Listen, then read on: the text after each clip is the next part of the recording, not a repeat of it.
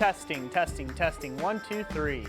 All right, everyone, we are live. Welcome back to another Friday night live stream here at Christ-Centered Ironworks. Thank you for joining us here on this balmy July day, July 17th. And Jessica and I certainly appreciate you being here. Before we get going, Jessica, say hello to all the folks out there.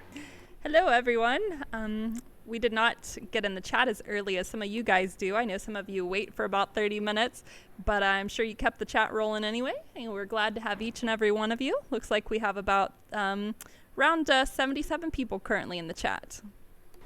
Awesome. Cool. Good to have you all.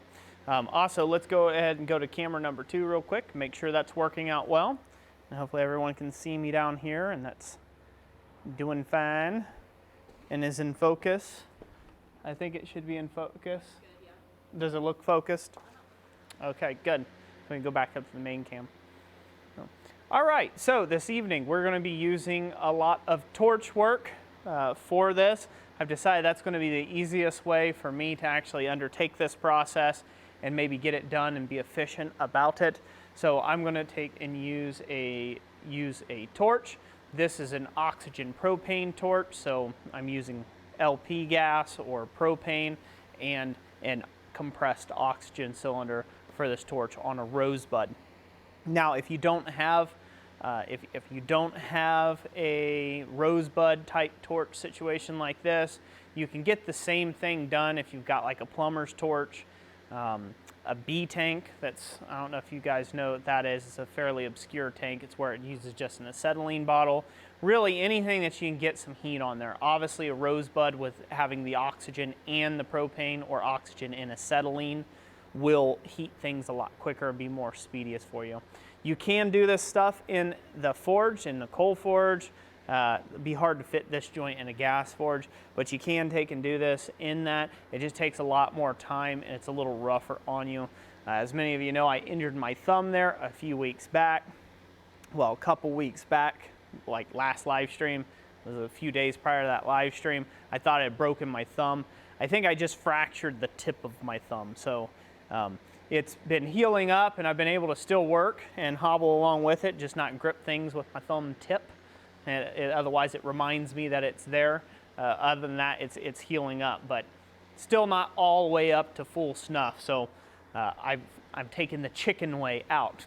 And for all you purists out there, the oxyacetylene torch, I believe, was invented in the late 1890s, and it came into full-scale use in the early 1900s. So, you know, an acetylene torch has been around for a long time, comparatively to where we are. So it is still kind of period. It's not completely traditional, but it's traditional enough for what we're doing this evening. So we're going to continue on our fireplace crane thing. Hopefully we can get this thing finished this evening. That would be great. And then we can move on to our next live stream. When we do another live stream, we will be working on probably just making some tongs to give away in the stream. So it'll just be like a giveaway stream. I'll make some tongs, and as I get them done, I'll give them away during the stream. So you'll make sure that you want to set your calendars and dates for that. All that information will be down in the description down below for the next live stream. You can go there and you can hit set the reminder, so this way you don't miss out. But all right, take a moment. Thank you to whoever super chatted there. Yamez, my friend, my brother. Thank you for the mustache. I greatly appreciate it. So I guess I missed the most important thing. In tonight's stream, we'll be giving away quite a few sticker packs. We will also be giving away 2 pairs of tongs, and we will be drawing for the 66-pound Achaio anvil that you see behind me here, and we will be doing that. And what do you have to do to get involved? You just have to stick around in the stream and hopefully be one of the lucky phrases picked whenever we just draw a random name from the comment section. So that's it. That's all you got to do is just hang out in the stream and enjoy. So, and thank you for the blue super chat. So greatly appreciate it. It really does help out on the shipping, and we super appreciate that. So thank you. What else, Jess? Who do we got in the chat? Yes. Let's see. Gordon Farmer, he sent 1 pound. That was the blue. And before that was the Smiley Poo, of course, from Aimless Adventurer. had to start off the stream with that, huh? Always a Smiley Poo out there somewhere. Oh, thank you, Gordon Farmer. Thank you, Aimless Adventurer. Thank you, Yamas. Greatly appreciate you all. So, all right. So you all have to let me know whether you can hear me good enough or not as I try to get this torch revved up here.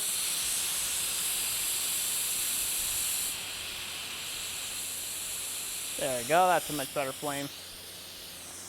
Sometimes it can get quite loud, so let's go to camera number 2, Jess. So we're gonna focus heating this piece down by our rivet, and we're gonna start working these things around, twisting them like a vine. So this will be a bit like watching mud grow.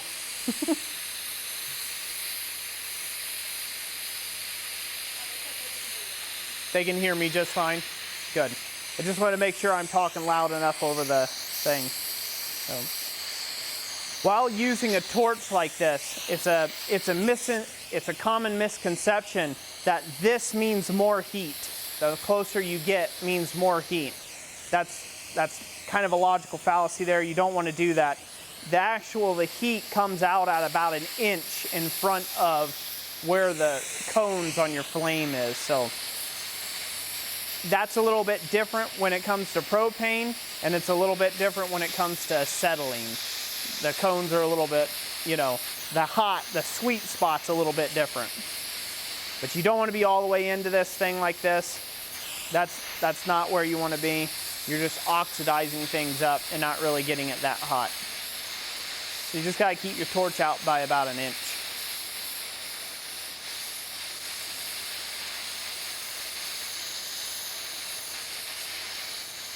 The nice thing about a torch is you've got localized heat. Bad thing about a torch is you only have localized heat. So if you need to get a longer heat on something, you have to spend a lot of time painting your flame like you see here to go up and down.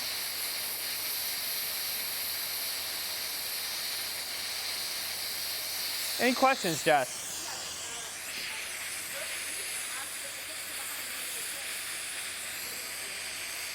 The picture behind me? Yes, that's the plan that we're working on right now. So I'm actually working on the bottom portion, which you're seeing there. That's a little tri-legged deal. So I'm going to take this handy dandy little bending fork that I got from RX Tongs. I'll put that on there. I'm going to start my bend to one side, just like you see it there.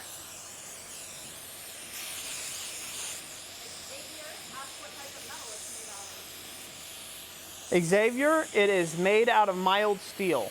That's all that we're using in this stream here. That's predominantly what you're going to see in a lot of ornamental work is all mild steel these days. So now I'm going to get my scrolling tongs. I'll start getting it bent around here.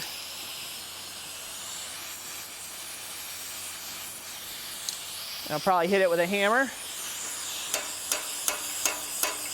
Keep that wrap nice and tight. And that's the first leg. We're just starting to take it that way. The next one, I'm going to heat up on bottom here.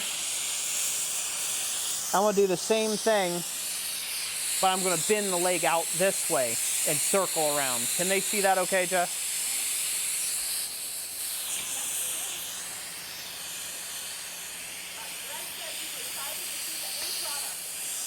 I am too, Greg. It's been a long time coming for this thing.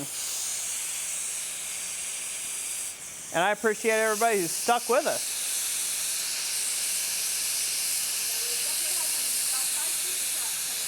Five super chats. Oh, wow. Thank you all so much for those super chats.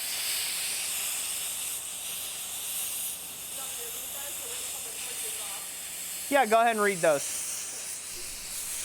The first one was a fuchsia one from Jim Oakers. who said, since Quad State 2020 is no more, at least in person, here's what I would have spent for registration. Thank you for continuing to provide the educational content. Thank you, Jim.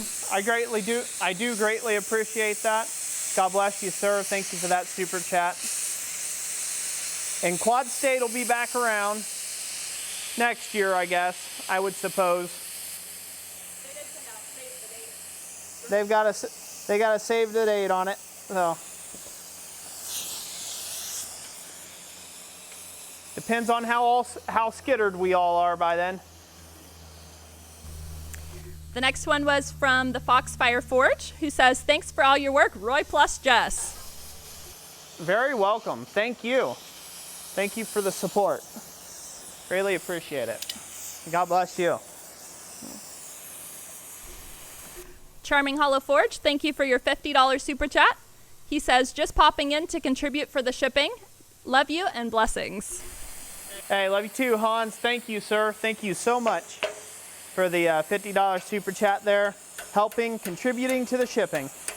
And by the way, folks, everybody give Hans and those out there that are doing the super chats a big round of applause in the comment section and just thank them for it. They really are what make this stuff possible.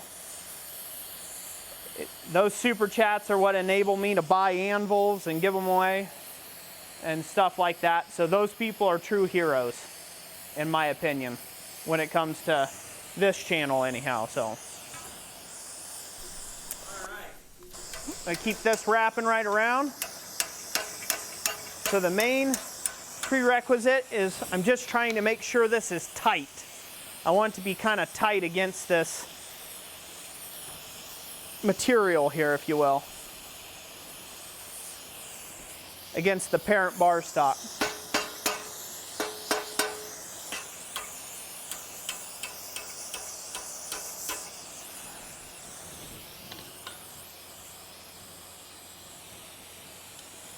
Almost got one done here. What do you think, honey? What's everybody think? I will continue reading down the comments here. Joe Kribskley, thank you for the $5 super chat, says, I hope everyone here had an amazing week. Well, we certainly have, haven't we, Jess? All right. So to make this look more vine-like, I'm going to curl it back. Now I've got it wrapped around, I'm going to curl it back, and then I'm going to curl it back the opposite direction. Now if you want to take and leave this, can they see that okay? Okay, I know it's kind of flaring off pretty good and the camera's picking that up a lot, but can they see that all right? Okay, so I've curled it back now, and then I'm going to curl it the opposite way. It's going to give it that viney look. You could leave it to where it just sticks straight out, or do whatever you want with it. This, again, this is the benefit of doing things with organic type work. We're just going to heat up the area I need to bend the most and get it the hottest.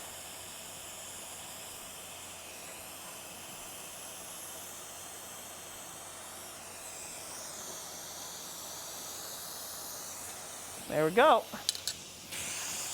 Can they see that?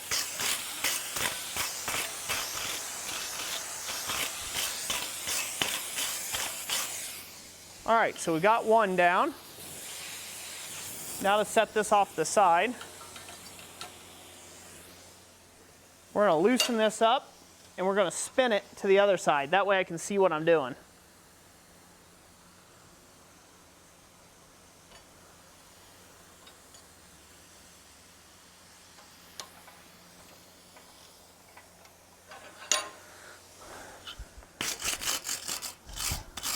What we got, babe? Let me keep working my way down the super chatters here. Graham, thank you for the super chat. He says, hey, Roy and Jessica, building my shed frame today, so I will mostly be just listening. He's holding his what? Building his shed frame. Awesome. Graham, thank you. Thank you for the super chat. Oh. Doe Creek Forge, thank you for the $10. Says for shipping help. Awesome. Thank you so much. All right. Just getting this good and hot. While this is heating, by the way, you can also just go to the main cam when you're taking chats. until I tell you it's time to go down here. Just switch when I'm doing something. Okay? Question here from Brett Larson says, I was kidding before, but why use the torch instead of putting it in the forge? Is it because of the shape and the size that it won't heat right, or is there another reason? So the reason why I'm heating with the torch, Brett, the reason why I'm heating with the torch is that, one, it's easier for me to manage by myself. I don't have to manage this whole thing, and I've got to try to hold and monkey around with this and get it to hold by itself and wrap it.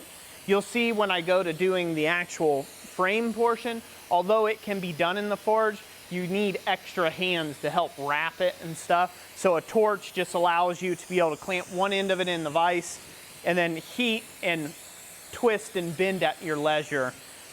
It's a good way of keeping constant heat on a piece and give it the extra love and affection that it needs.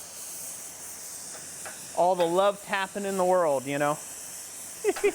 On that note, Aimless Adventurer sent a super chat and said, for some reason, Roy laying on the ground caressing his floor in his video just popped up. LOL.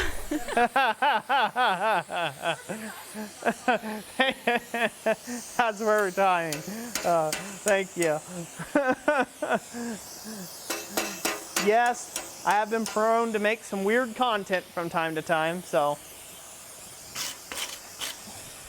All right, you back at the vise there? Okay, let's go back to the vise real quick. So can they still see that okay? See how I've wrapped it around? So now we're gonna curl it back and then do the same thing like we did on the other side. So this is kind of a neat little helical wrap for vine work. So we're gonna put all the heat where we need it to start the bend, and we're gonna paint it. With doing wraps, this is really about this is really the subject of control. That's really what you're after. You're after control of the metal.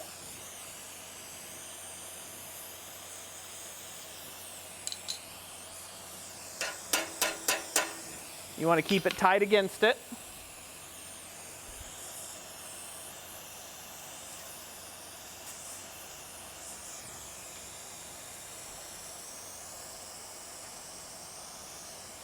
And there we go. I'll knock that back down flat against and give it a good brushing.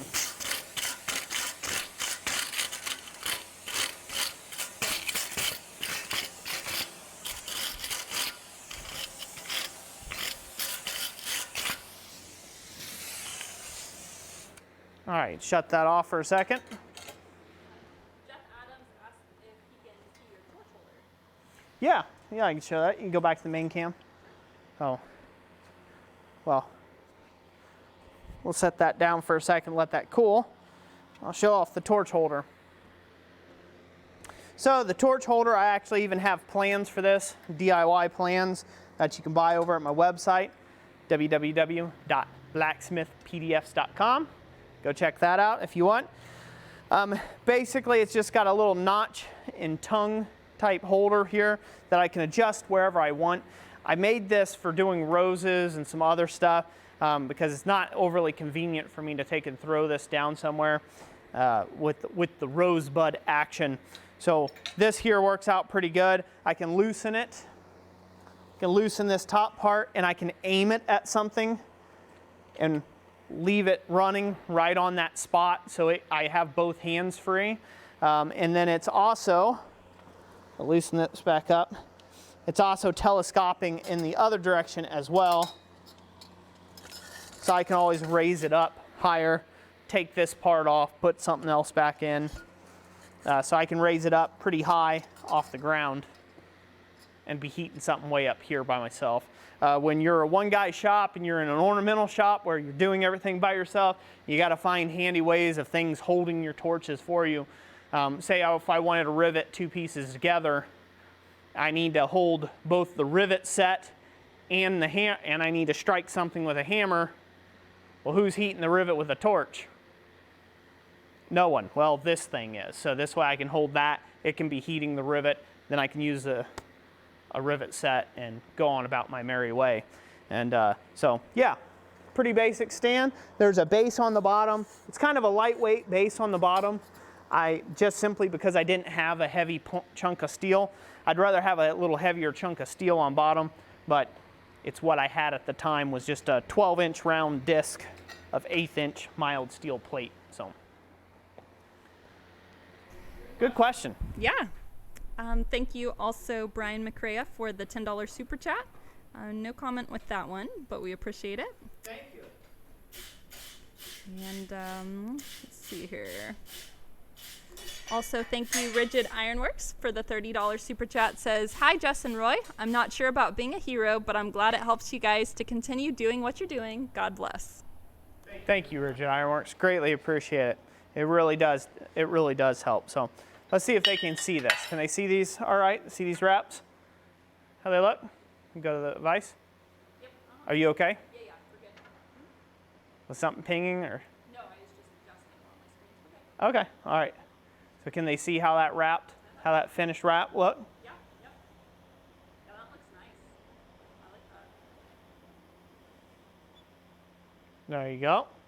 So now that after all the heating's done on this, you can take this to the anvil and finally peen these rivets the rest of the way to where everything snugs up once this cools down. You want to cold peen these, and that'll drive everything up tight on you. It's a little wobbly right now and loose just because if I got a bunch of heat into this, it was going to loosen up anyhow as everything expands, right? So you don't want to have to keep driving a rivet. So what we're going to do is I'll let that cool down, and later on I'll finish that by cold peening it and tighten up all that looseness in the bundle stack of how that goes together there. Hopefully everybody likes that, thinks it looks good, all that jazz. All right, now I can set that thing out of the way. We can go to the main cam. So that concludes that portion of the stand. Now on to making up the top portion up here, the actual part that's going to be hanging the piece, plus the little cross piece that you see here. So we'll be getting on to that right after we give away some items. Yeah, let's catch up with. Okay. And by the way, everyone, if you've super chatted, I'm not just directly trying to ignore it. I'm trying to keep it entertaining enough for everyone who's listening at home and those who are watching who aren't necessarily here just for, you know, the giveaways and the super chats and things like that. So I do acknowledge you, and we try to catch up. Jessica tries to keep up as well as she can with me waffling on. So I do apologize if we haven't got to you just yet. All right. Yamez, thank you for the $5 super chat. He says, this is a super chat. It is a donation to thank these two lovely people for all they do for the community. Thank you, Yamez. You know that's greatly appreciated, brother. Bar Run Forge says, lovely binding work. God bless you, my friends. God bless you, Bar Run Forge. Thank you for being here. Did he have to go take off? Just super chat. Thank you very much. Smithcast with the £5 super chat says, all the love, keep it lit. Awesome, will do. Thank you, Smithcast. What else? See, sometimes I have to scroll around a little bit. Aimless Adventure says, Jess and Roy, thank you for being you. Gotta run, but congrats to all the winners. Be safe, be well. LP and CG, catch you on the flip side. All right, catch you on the flip side there. Aimless, thank you. Thank you for being here. God bless you, brother. And Yamaz just had to get another one in the end there. He says, yeah, you don't gotta acknowledge everything I say, LOL. Of course we do. We've got to repeat everything you say. Everything, Yamez. And Gordon Farmer, also thank you for your Euro super chat. And for those of you who are new to the live stream here, at the beginning of every live stream, we do, that's another way we like to kind of highlight our supporters in that way. So if you send a super chat, you know, you'll see your name on the next list. Yep, darn tootin'. We really do appreciate y'all, and that's just one way we go about showing it. So. All right, I think I'm caught up on the super chats. I'll read you one other comment here. Matthew Heaton says that looks nice, and you can see how it will look. Good. Awesome. Awesome. Let me make sure I'm doing things right here. I think I am. I think I am. See where I'm at here. So that's going to be there. Shane Madison says, you guys make a great team. Thank you very much. We've had, we've known each other for 15 years in total, but just celebrated our 13-year anniversary. Yep, just celebrated 13 years of marriage yesterday, didn't we? Oh, yep. Can't ask for a better wife. Really can't. I mean, heck, she's the octopus lady behind the keyboards there. Does no good to insult her now.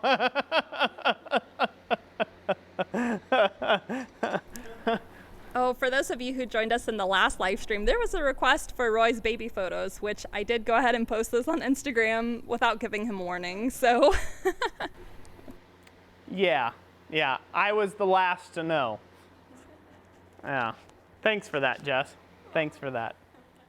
Oh, good thing she didn't put any of the nudes in there, you know. The one your mom gave me, you're like 2 years old dancing around. Yeah, with $1 in my hand. Yeah.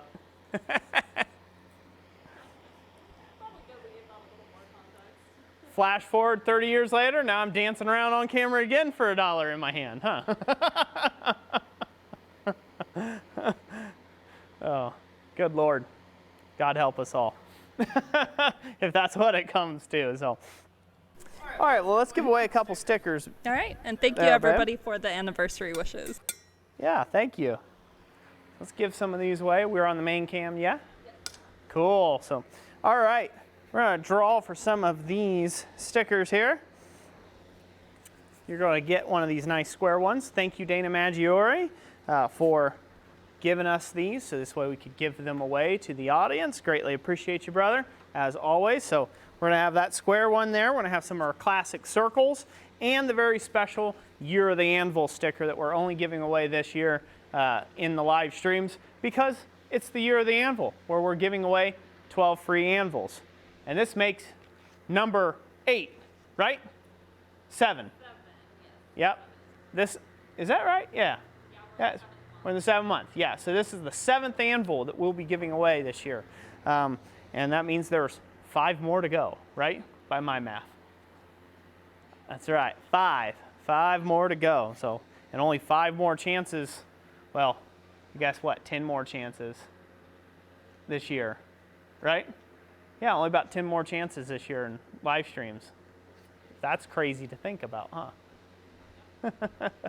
To win these stickers. So, anyways, so basically how it goes, all you gotta do is drop us a comment down in the comment section down below, where when we get done ringing the anvil, like that, we will pull one name at random. So, you ready, Jess? Are they ready? They are. They know how it goes? All right, we're gonna give away some stickers, and 3, 2, 1.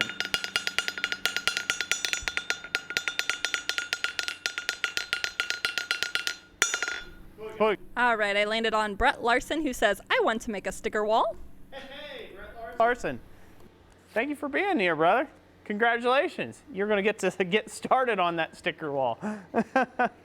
Drop us your contact info there, Brett, and we will get these shipped out to you. I don't know why I'm about to put them away. I'm going to draw some more. So, Brett Larson, congratulations. Hit up that contact link down in the description. All right, we ready? Set? Go.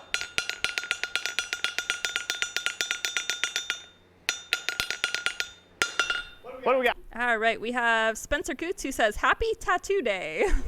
Well, happy Tattoo Day to you, Spencer Coots. Congratulations, sir. Get with us through the contact link, and we'll make sure we ship you out some of these stickers. Oh, I don't know if he's won a bunch of stickers before or not, but if he has or hasn't, we'll ship them to you. Ship you whichever ones you want. So, yeah. All right, you ready? Let's do one more. Have you got them written down? Yes, I got them. You good? Are they good? Are they happy? They are. Is everyone clapping? Smiley faces? Smiley poos all around? That's because Aimless. Did Aimless check out? I think he did, didn't he? Yeah. Well, that's why there's no more smiley poos. All right, let's go.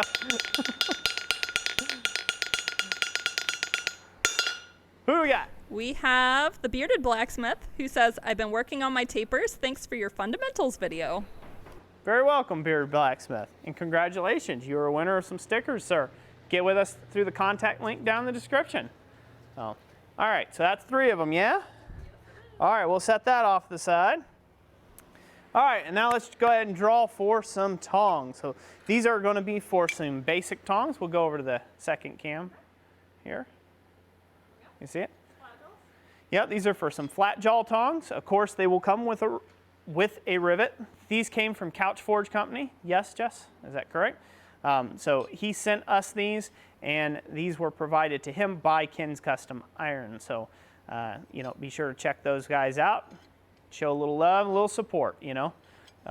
Couch Forge Company, I believe he's got a channel, so maybe go check him out. Neat guy, big supporter of the channel. Greatly appreciate it. So, anyways, so we'll be giving a pair of these away here. They will come with a rivet again, so we can go back to the main cam. I just don't have the rivet here with me. All right, we ready to draw? Yes. All right, so on these tongs and for the anvil, the difference is you're going to have to say a phrase of some kind. So it can't just be me or pick me or pick or up or something like that. It's got to be some sort of phrase. So, all right, we ready to draw? Give them all a moment, get their phrases going. Yeah, get their fingers a typing. Oh. And if you missed out, Couch Forge Company sent me a boatload of these tongs. So there'll be more opportunities to win them this year as well if you do miss out. So don't feel bad. There's plenty of opportunities there. Ready? Let's go. What do we got? All right, we have Evil Twin X, who says, made a hammer, no tongs yet. Evil Twin X, good to have you. Long time no see. You might have been in the stream, but Jessica may have never shouted you out there. I don't know. So I don't know how many people are in the stream, but good to see you. Good to see you, brother. Good to have you back. Well, you got some tongs now. Get with us through the contact link in the description, and we will ship you some. 191 currently, it looks like. 191. Well, that's pretty good. I'll take it. I'll take it. So congratulations, and that's for the flat jaw tongs. Shouldn't have done that. I slapped my thumb. He did that a couple days ago also. Yeah, gotta stop beating yourself up. All right. It'll stop hurting when the pain goes away. Put that in a glove, and we'll move on. Sound good? Any questions, comments, or anything like that I need to address? We're good? Yeah, we're good. Everybody's just kind of congratulating the winners. Right on, right on. So, all right. So let me get this turned back on, get this torch back on here, and then we will start the wrap on the main crane piece here. Make sure to put on my glasses. Sometimes you forget your safety glasses right on top of your nugget. Bad place for them to be when you get something in your eye. So. Brute Lemon says, I forgot to ask, how's your thumb doing? Well, it was doing great until I slapped it just then. It was doing marvelous. So. All right, we can go back to the secondary cam there, beautiful. All right, so what I've done here is I've marked a little chalk mark where on my drawing over there, over on my drawing, you guys can't see it. Maybe we can go back to the main cam real quick. Here. So what I've done is I just put a chalk mark on my crane piece, the actual piece, where I wanted this wrap to start. So that way I know where it's at. We're gonna start that wrap right where this taper ends and begins to get thick again, and that's where we're going to start the wrap of this piece to go around. So we can go back to the secondary cam. We do this a lot of ways. You can heat this up however you like. I like to just get a feel for it here.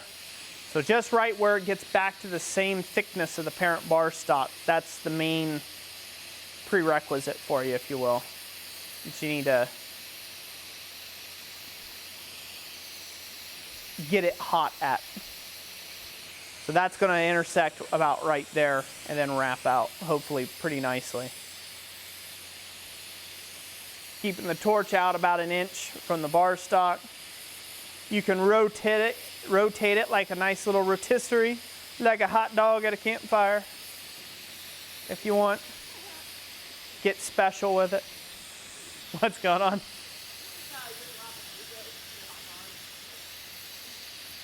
No, it wasn't that funny, but... Huh?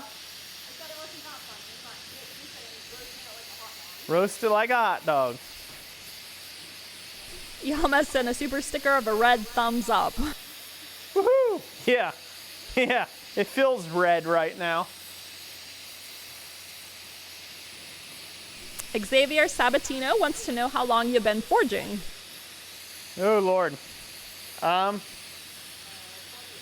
years. Yep. 12 years of forging.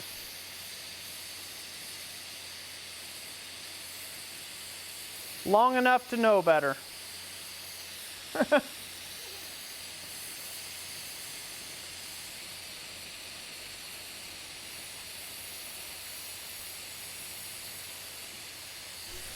Corey Shire says, remember, pain is weakness leaving the body. Is what? Weakness leaving the body. There you have it. Why do I not believe that's so?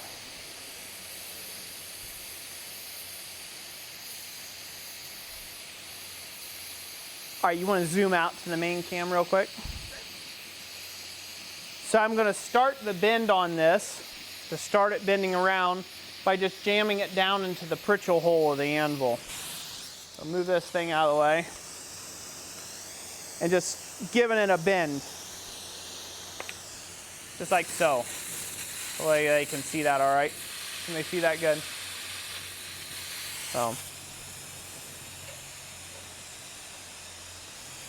So now we can actually start working this piece around after that. We can get this good and hot. Alan TMM says you need a torch fuel saver. Yeah. I need to get one of those eventually.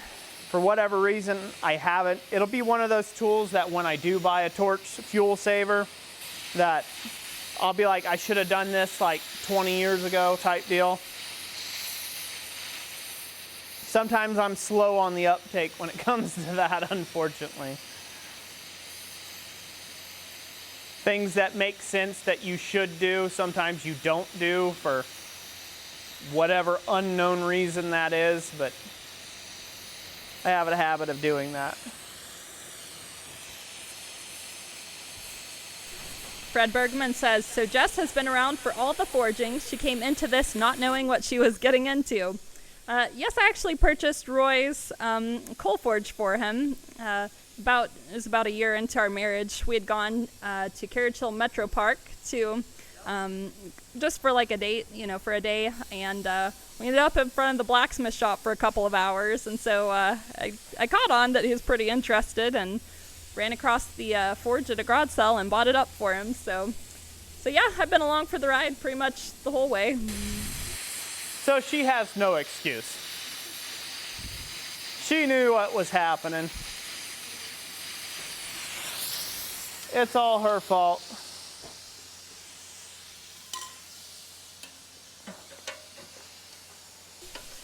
Let's see here. Broken War 46 Smithing says, have you ever used charcoal briquettes for forging? Charcoal briquettes. I've tried once. It didn't go very well, so I never tried again. Now I've used charcoal. I've done that. That works pretty good. All right. So hopefully you guys can see how I kind of clamp that down on there. If that makes sense. That's just to get it going. And then once I can get this starting to wrap around a few turns, then I can come back and tighten up this back end. Can they see that okay, what I'm doing there? Right now, this is up off the bar, and this is just kind of clamped around and wedged it down. So I'm going to heat this up, and I'm going to continue to wrap that around the bar, this part here.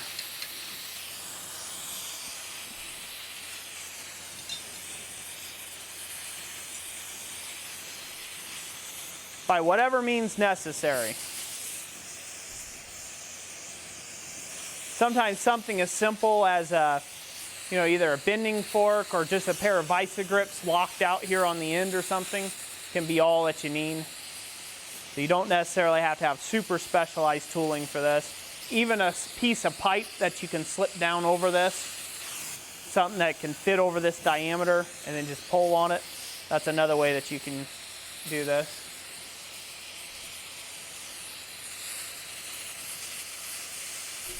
I will. Yep. I'll combine a couple of questions into one for you. How often do you find yourself using the torch, and for what projects? Say that again.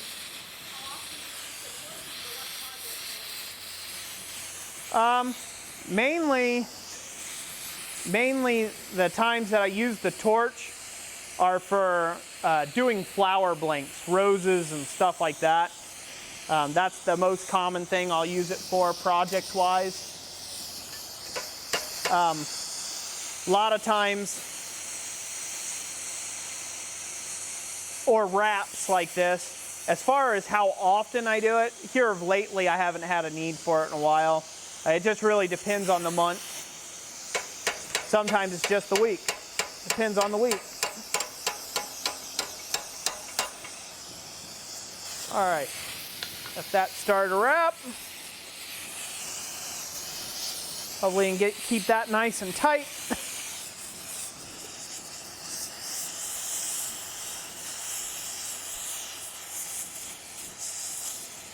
Yeah, in a professional sense, tools are just tools. There are no like just clear winter tools that you're just going to use every day. Sometimes I don't even forge every day. It just depends on the week. You know, I try to keep my forging to certain weeks, so I might get in the shop. Like, I don't necessarily forge every day, but there's some weeks, some months where I forge every single day of the month. And it's like every day. And then there's other times where, like, I don't do that. I just I have, how do I want to say it? I have a lot of finish work, or of the stuff that I have forged. Now, part of that comes down to my work that I do on a regular basis. We can go up to main cam for a minute. Most of that comes down to the type of work that I do and I undertake now. I used to do a lot of rougher forgings, beginner level kind of forging stuff, hooks, S-hooks, stuff like that. And that didn't really require high finish work. But a lot of my work now requires more finish work than it does forge work. So although I forge it, the majority of the value is added after the forging. So if that makes sense to you. So with the work that I do now, like, that's where the torch might come into play. I might be heating something, brazing something on, you know, using files, doing a heat patina on something. You know, it just depends on what the work or the job is now. And that's really has morphed in my business, you know, since I've gotten started.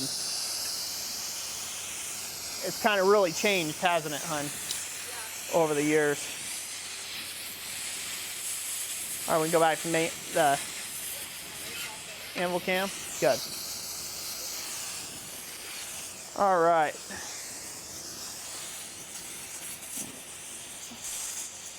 Hopefully. Whoa, huh?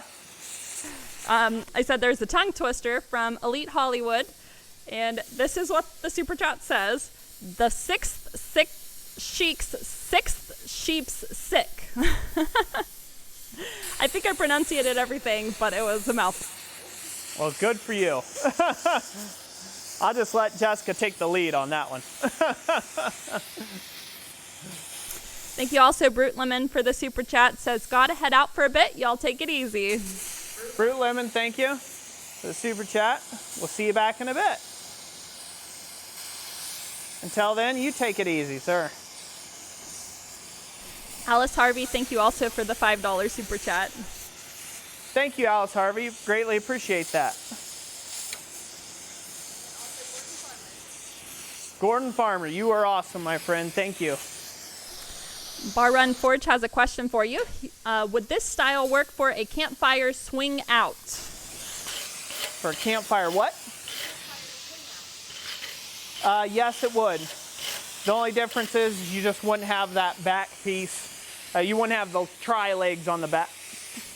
You would have some sort of, you'd have to have a way of mounting it to the wall, you know, for like a camp, you know, for like a fireplace swing out kind of fireplace crane. Is that what he's asking? Okay. All right. So now we just got to tighten up our bundle here. Get a little more heat in it.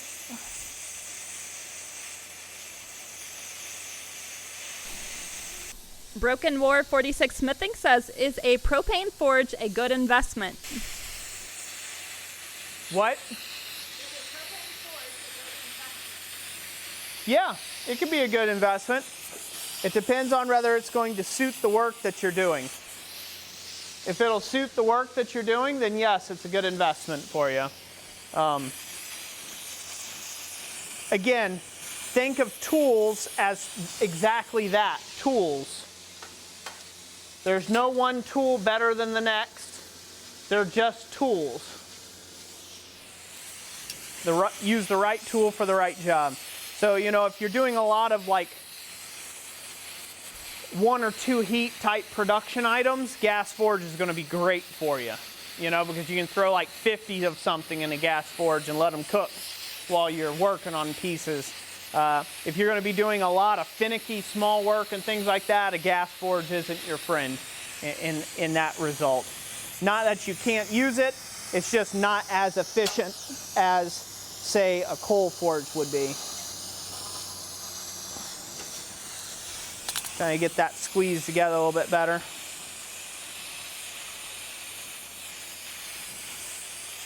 Go on, baby, more questions. Another one on forges. Have you ever used an electric blower, or an electric forge rather?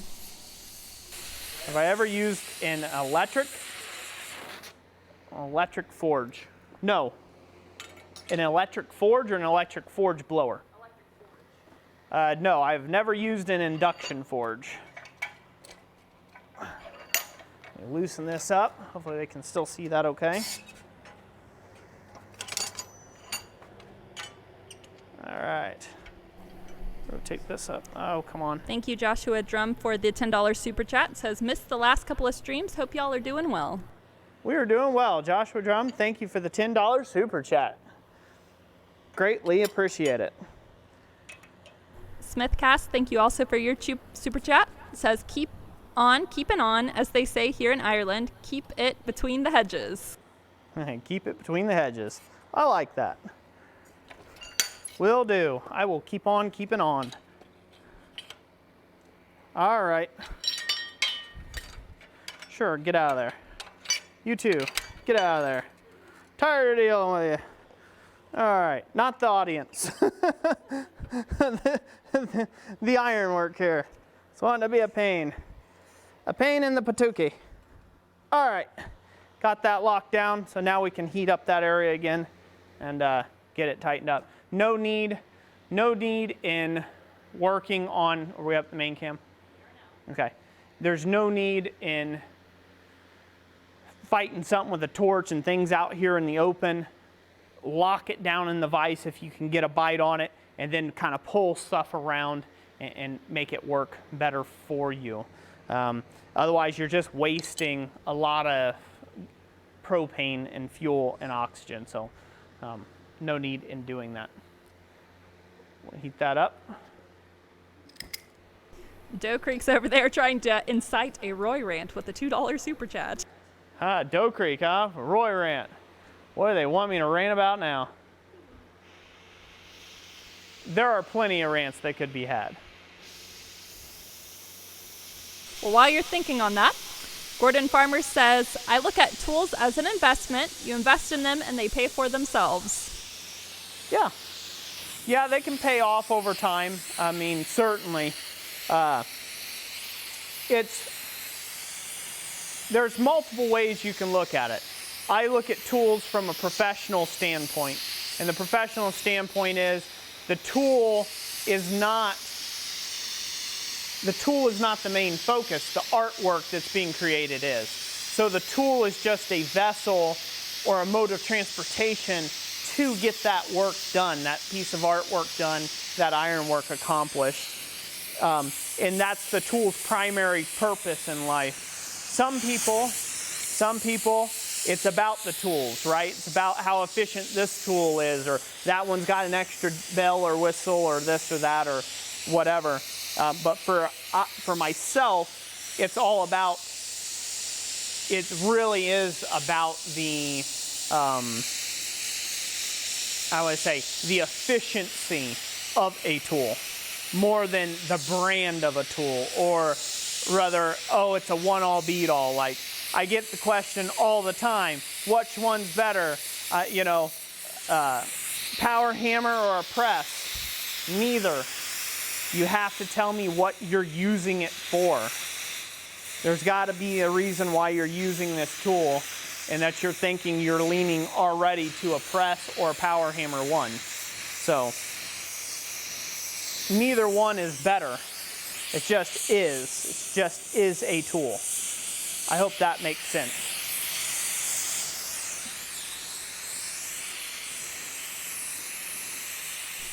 Greg Stoltz adds, it's not the tools, it's the skills. Yep. Using my head there. Oh. As I like to say, it is, and I say this all the time, those who know me have heard this a million times. It is not the tool that makes the smith, it's the smith that makes the tool. So, and I'll stand by that till the day I'm dead. Too many people right out of art school go out and get themselves a nozzle or some other power hammer or whatever, and that's all well and fine, but then when they, have to hand forge something, they don't know the first thing about bending something, which is just mind-boggling. How you wouldn't know how to bend something, in my opinion, but not something that's taught. Sometimes common sense is a little harder to teach.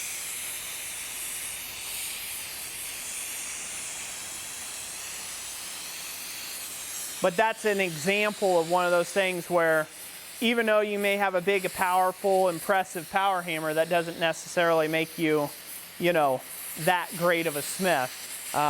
Just because I've got a chainsaw doesn't make me doesn't make me a lumberjack, right? Like, it's one of those things that you have to build your processes up, over time and develop those skills. And the chainsaw itself the chainsaw in of itself does not make you a lumberjack. Hopefully that makes sense. Hopefully I'm talking some sort of sense. Probably not, but. Fleming's Outdoor Adventure says, put that on a t-shirt and I'll buy it. Put that on a t-shirt and they'll buy it, huh? All right.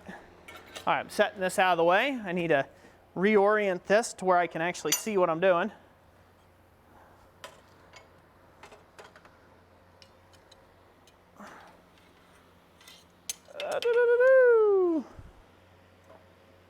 All right. Can they still see that wrap? Yeah, they can still see that wrap. Good.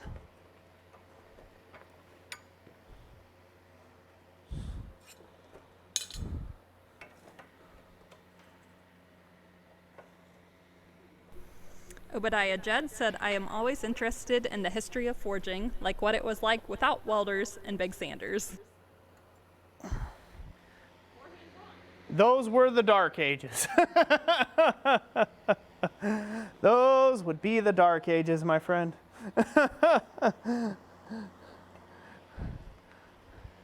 You just took a little longer to get to the same result, and a lot more sweat equity is what happened there.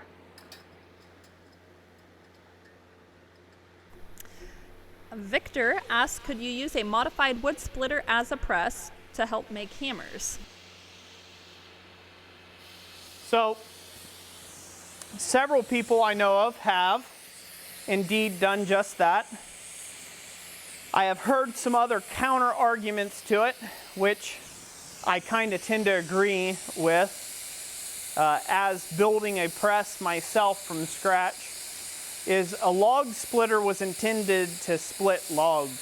So even though you got 35-ton rams and you got 50-ton log splitters out there, they were not meant to take a static load of 50 tons, and squeeze steel in between them. So you can make a log splitter into a press, but you've got to do some reinforcement of the frame. Otherwise, you're just asking for trouble. You're going to end up breaking something, maybe even yourself. So yes, you can. Anything's possible. I don't know if they can even see that, but anything's possible. But sometimes that's one of those things that you may not actually want to undertake if you're not fully confident in your abilities for things like welding and just general fabrication and things like that. That may not be the thing that you want to undertake. It's obviously the forging presses that are being made, that are manufactured for forging, are absolutely insane in price. They want a gold nugget for them, but they know you're going to be out there making hammers with them, so they want to get their slice of the pie, if you know what I'm saying. Oh, we can go to the Anvil, Jess, or, well, we can go to the main cam. Are you on the main cam? All right. Oh. All right. Yeah, we greatly appreciate that. Well, I do. Gotta make sure that's straight. Looks good. There we go. All right, we can go back to the regular cam. Can everybody see that?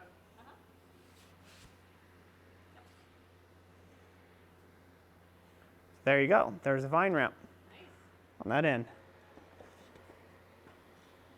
Now we gotta let that cool down, and I might actually just quench it real quick.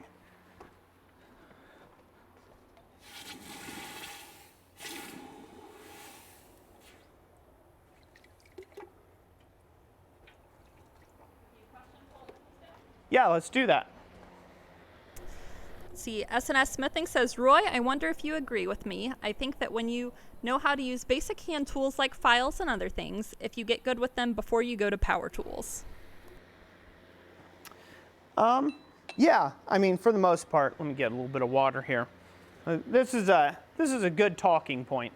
A good talking point. So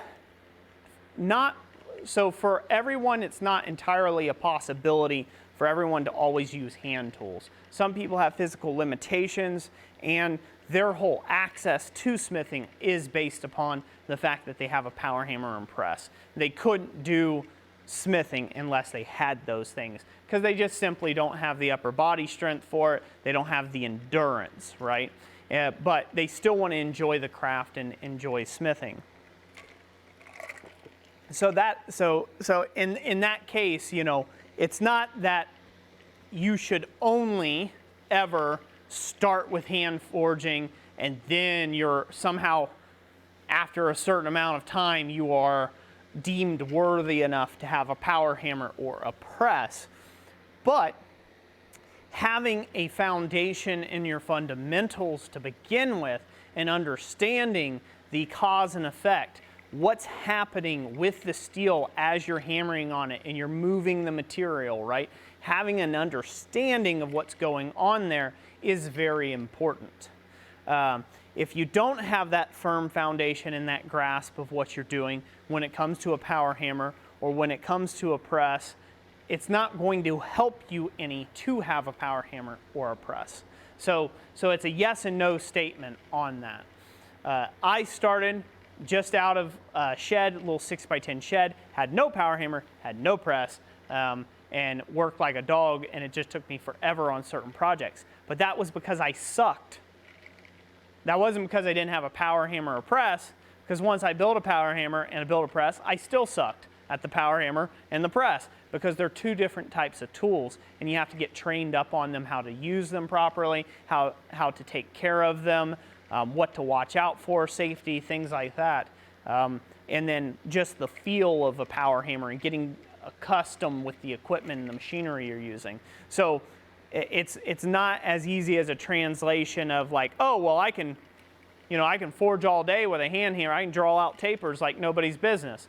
And then you get under a power hammer and you have no eye-foot control. You got hand-eye control, but you ain't got eye-foot control. You don't have that feel and the listening to the machine and how it sounds and how it's thumping the steel and knowing when you need to put it back in the fire and so on and so forth.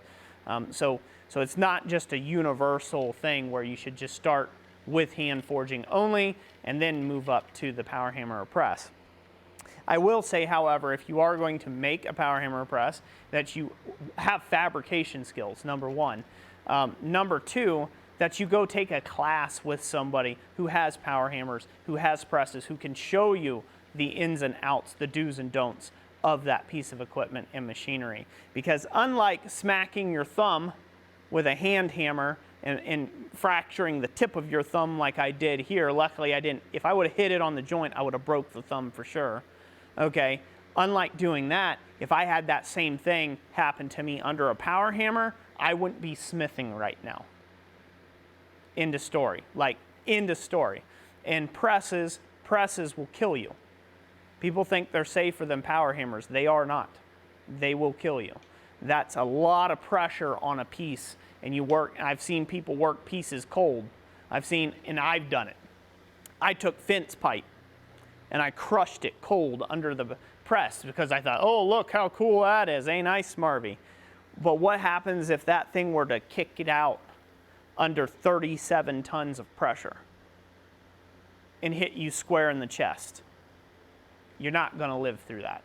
So there are safety concerns and things like that that you have to worry about when you're getting into presses or you're getting into power hammers. It's just, go try to work, at a big forging manufacturing plant and just, say, hey, you know what?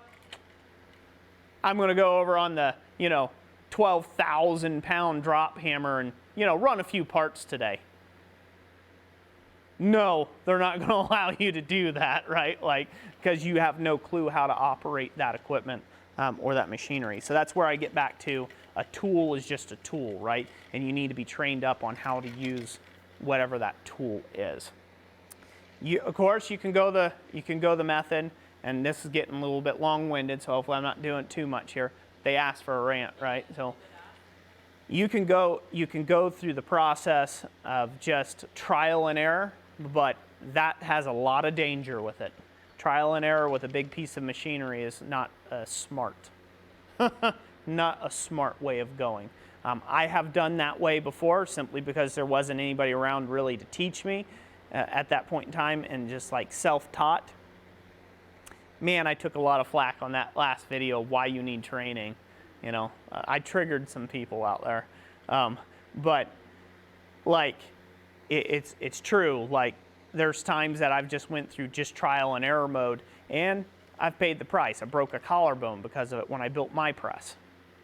I didn't have a weld it hadn't had a full penetration in it. And after looking at the design later on, I realized my own stupidity. I didn't have any gussets in it. I didn't have any safety of any kind. I was standing right in line with the thing. There was so many ways that thing could have came wrong. If it would have busted out of there and hit my head, again, I wouldn't be smithing right now. I'd be pushing daisies. So, you know, so there is value in learning and having training on these things. Somebody said, quick, he's ramping up, fuel the fire. Oh, Lord. Oh, Lord. So, yeah, one of my biggest, I wouldn't say, it's not one of my biggest pet peeves, but it is a pet peeve of mine, is I don't claim to know everything, and I won't ever try to take and tell you that I know everything. I have, where I've went to classes and workshops with mastersmiths. I've taken some training. I took an internship with Tom Latney. I've done some training over the years. So this isn't just all self-taught that you're seeing here.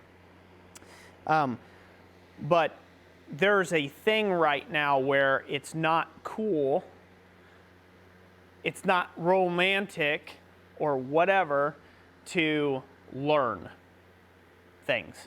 You don't want to sit down and listen to somebody for 2.5 hours demonstrate and help cut your learning curve in half by a decade.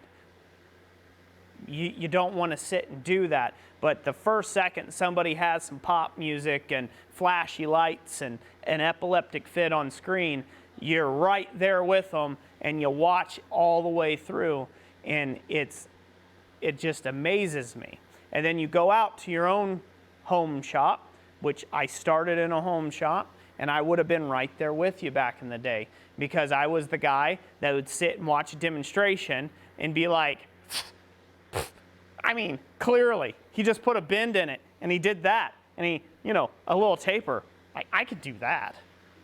And then I'd go home, and I'd fail so miserably because I did not pay attention one iota to all those little techniques that guy was bringing to the table, and all of the time. I wasn't respecting that time that person was trying to invest into those mines. And you see a lot of this where people, again, they go out there, watch a few Forged in Fires. I'm going to ruin it for you. I'm going to ruin it for you right now. Watch some few Forged in Fires, and it cringes me to no end when a guy says, I've been doing it for 35 years. I've been a professional bladesmith for 35 years, and he can't even get a point on the end of a bar in one heat. It drives me insane to no end. I can't tell you. If you're a beginner, or if you haven't had much instruction or training or things like that, I get it. Like, it could be difficult to take and, you know, be efficient and get a point driven out on a bar. But if you've done it for 35 years, you have zero excuse. You're making blacksmiths look bad, and bladesmiths. Seriously, hang it up. He's been stewing on this topic point. I heard this about 3 hours ago. Yeah. Anyways, it's just one of those cringy things. Like, I'll get on YouTube and I'll look, and you know, I enjoy Forged in Fire, the show. We don't have cable, so I don't watch the show, but you know, I'll watch some of their clips, you know, that they put up on YouTube. And you'll have a guy walk in there, you know, and he'll pick up his fancy pants. He'll, you know, I've been doing it 35 years. I've been blacksmithing and this and that, and yeah, and I've done everything. I forged the Eiffel Tower. And he gets in there, and he's given an 1.25 by 1 flat bar stock, and it takes him 2 hours of his 3-hour window to put a point on the end of a flat bar. This is something that I don't even need a second heat for. I could do that in one solid heat. I don't care what you give me. Like, it just screwballs my mind. And then, and then you got all those people that are like, oh, wow, that is the standard to live up to. That master smith of his. And some of them will even put master bladesmith in front of it. Like, master. Like, isn't driving out points on the end of the bar your whole job as a bladesmith? It's like, it's the whole thing. Flat and pointy, flat and pointy. It's the whole thing. So anyways, I'll shut up. I'm going to go, I'll go deep dive on that. I shouldn't. I'm sure I'm triggering people in the comment section right now. I'm sure there's people who are like, I'm turning this guy off. They're donating to keep you going. Yama said, flashy lights, you must be talking about me, haha. Thank you. Thank you for the donations. it's one of those things that if you got enough gall to have somebody call you a master blacksmith or a master bladesmith, I have seen master bladesmiths work. They do not work like the guys that show up and have 35 years of experience. I don't know what they told them to get on the show or what it was, but it's just, again, it makes the whole industry look bad when you're not being honest about your skill level. And just time in the craft isn't enough. It's the amount of time you've spent at the anvil, the education that you're trying to bring with you. Just like education isn't enough. You can say, oh, I went to college and my college education, it means nothing. It means nothing in the real world. Time on the job. That's what matters. Your college education, sure, you needed it. It was a prerequisite for some things. Great. But this is blacksmithing, baby. It's not a prerequisite. Is it good? Yeah, it's good to have. It's good to have that singular focus study of ironwork. But you can also do that by taking classes, getting a part of workshops, getting into your local blacksmithing club or chapter or something like that, getting in touch with other smiths in your local area and getting collective learning going on. These are all benefits, and to just not take advantage of that in the day and age of information is insane to me. When I got started in blacksmithing 12 years ago, there was not informational videos. You had to learn from a book or go to a club meeting once a month. That was your opportunity 12 years ago. And now you've got, like on our channel, 1,450 videos for free to watch. Free. You didn't have to go take a class. You didn't have to pay a membership due. You just had to hit that subscribe button and then fall down that deep, deep, deep rabbit hole. And many other great content creators, educators here on YouTube and elsewhere around there. Heck, they have online courses and just everything. Books galore on it. There just wasn't that 12 years ago when I got started in it. And I just slowly became aware of things, and I'm like, oh, I guess I'll put my flip phone down and get a smartphone so I can view this thing called YouTube, and right? It's a progression of things, and the information that's there it's insane to me not to learn, not to take the time to learn when it's such a free and available resource. So don't take that for granted. All right, I'll shut my mouth and I'll give stuff away. So now I've made people feel bad about themselves. So. Well, Brian Hellman sent $5 super chat, says Roy rants are the best. $5 for another one. Oh, well, thank you.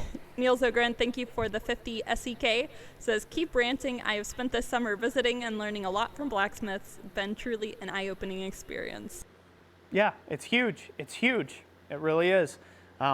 You can learn from smiths that have maybe have same skill sets, similar skill sets. And just because of their location or their region in the world, they've had to undertake certain processes differently. There's a lot of learning out there that you can do.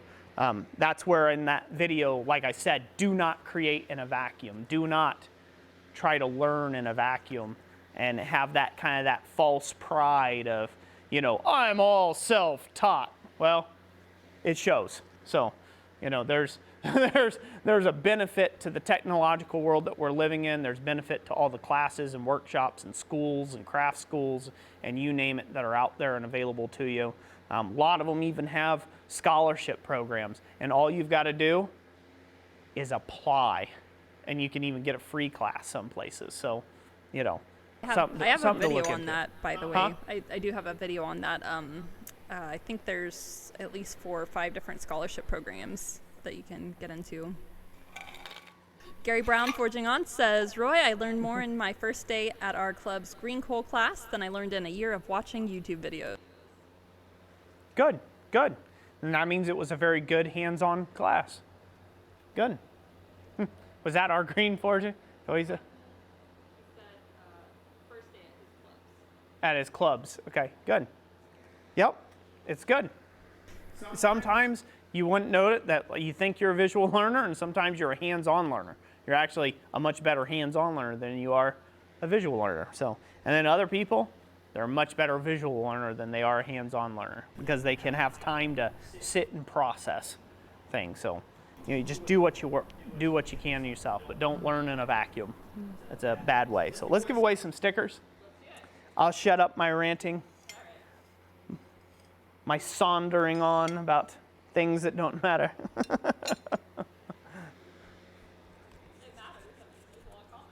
Yeah, there's a lot of comments on it. A lot of negative ones or a lot of good ones. Both sides. I mean, nothing goes to the negative. Both sides. Good. Well, that's fine. It's called civil discord.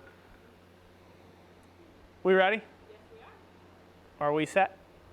Who wants to win some stickers? Ready? Yeah. Let's go.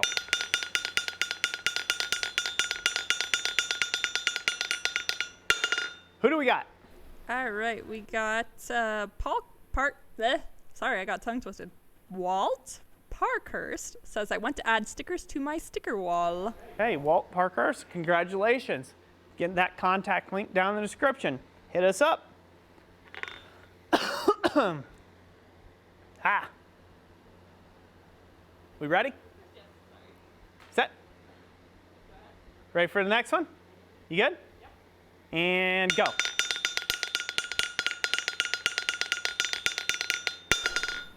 All right, we have RCL Forge who says, it's blacksmithing, baby. It's blacksmithing, baby. Well, congratulations. You won some stickers there, sir. Get with us. Contact link. You know the deal. Down in the description. It's good. All right, we'll put those away there. And let's go ahead and give away our next pair of tongs. So we go to camera number 2. Bam. We're going to give away some slot jaw tongs. Again, the rivet will be provided with them. All you got to do is make them yourself. Thank you all for being here. Thank you for all the super chats, by the way, ladies and gents. We do appreciate it. They are what allow us to do this. And thank all those people who have been super chatting and supporting the channel. Make sure you give them a special thank. And hell, you can go to their channel. Maybe give them some love. Do a little subscribe. Maybe watch one of their videos or something. Show them that you appreciate them. So, thank you. So we're going to draw for these slot jaw tongs. All you got to do is comment a phrase. And we'll draw. Are they ready for this? Yes. Are they okay? They doing good? She's sitting over there. Happy anniversary, Roy and Jeff. Roy and Jeff. Well, I don't know who Jeff is. I think I neglected to get him a gift.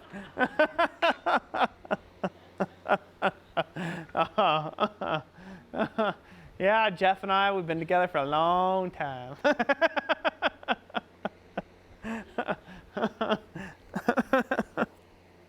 All right, okay, enough tomfoolery. Ready? Their fingers are probably getting tired, huh?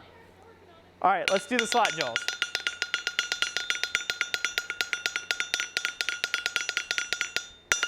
Who do we got? Let's see, we have Wiley, Archangel Craftworks, who says, the Apprentice was the first power hammer. That's right. Well, Wiley, congratulations. You won some tongs. You could serve out your apprenticeship with there. Congratulations. Getting a call all the way in from Riverside, California. We gonna decline. Don't know who that is.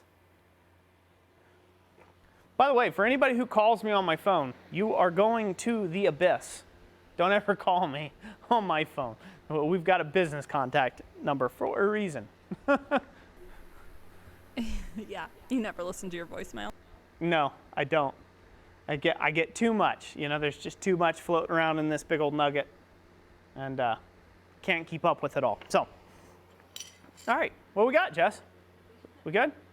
Now we have Spencer Coots, who says, it's not who we are underneath, but what we do that defines us. That's right. That's right. All right, that's tightened up pretty good. Could have been a little tighter, but that's all right.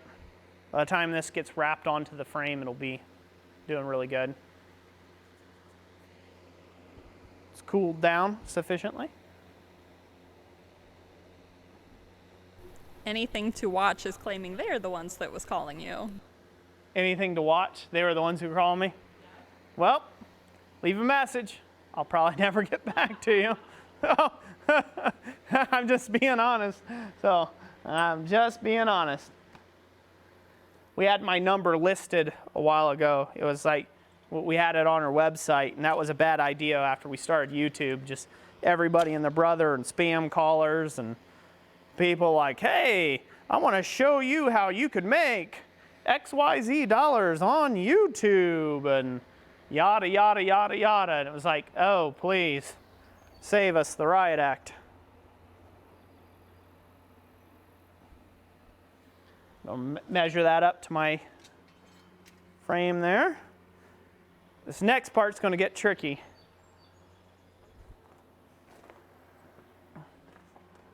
Get this lined up now. As you can see, I didn't get quite as long of a wrap out of it, but that's okay. It looks better the way it is. Leave yourself some leniency for that sort of stuff.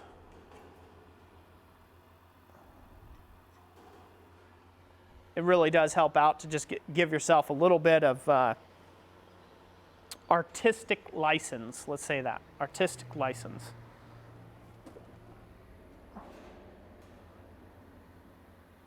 There we go. That's pretty good. So now I'll heat that up and I'll start that bend in the vise. By pulling it back towards myself. Are we still in focus over here, babe? Fine? Okay, good. What time are we looking at?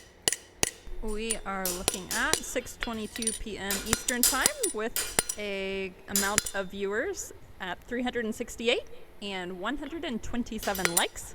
Make that 128. So if you haven't hit the like button yet, go ahead and take a moment to do so. We'd love that. Awesome. Amazing. Thank you to have everybody here. Really appreciate it.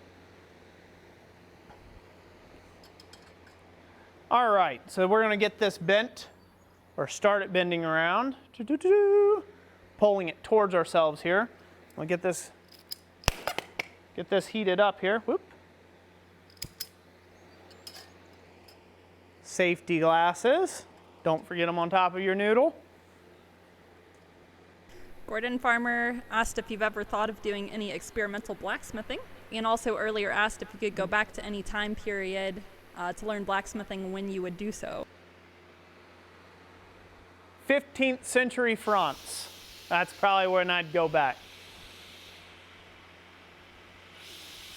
And as far as experimental blacksmithing, I've done that just for fun, and then welded the weird stuff to a piece of material, and then took it to an art gallery and got a bunch of oohs and ahs.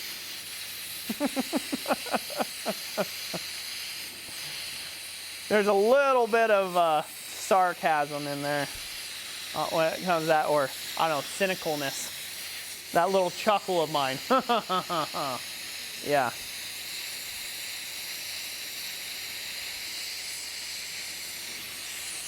A lot of the work that I do now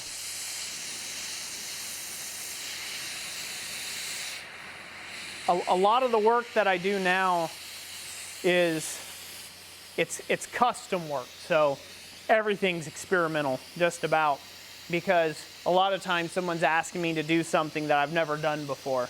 And so I have to go into it with an open mind to see what's going to come out. Experimental forging, from what I know it as, is usually when you don't have a plan. You're just going to see what the metal is going to kind of become for the day. You know, twisting stuff to just twist it to see what would happen. You know, beating it out and then spinning around in a circle. You know, you're just adding pieces to stuff just to see what'll happen. And in that case, I don't do that. I don't do too much of that. I've done it a little bit. It's kind of fun. But I am also a very linear type thinking person, so I like having a step-by-step objective of where I'm going. Nope. Question here from Aimless Adventures. Said, would you recommend taking a welding class or a fab class? Talk up. I can't hear you. Let's see here. Welding or fabrication? I guess it depends on what you're getting into. You know, a welding class, you'll be able to actually use in fabrication to your advantage. Just learning how to fabricate something, maybe you won't be able to get as much advantage out of that. So I would say probably a welding class over fabrication. You know, a fabrication class, you might learn like helpful tips and techniques, things like that, but I don't see you learning how to be a better welder just because you took a fabrication class.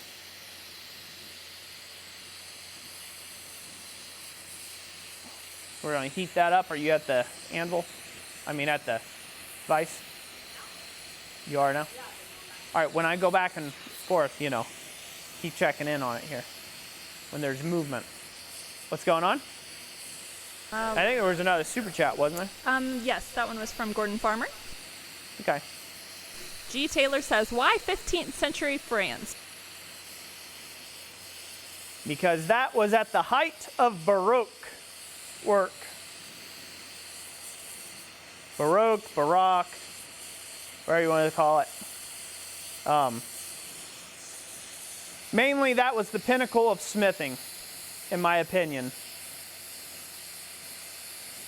Blacksmithing's been through a lot of different eras, but in French ironwork or in the Baroque period, those smiths were putting stuff, they were pushing the limits of what is possible with ironwork that's wrought by hand.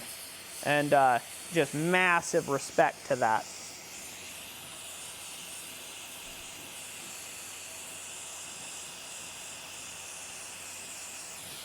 Ben Hoover says, what kind of anvil do you have out of curiosity? What kind of anvil? So the... what kind are we giving away? We are giving away a little Acciaio anvil. So the only thing Italian about it's its name, basically, from what I've been told.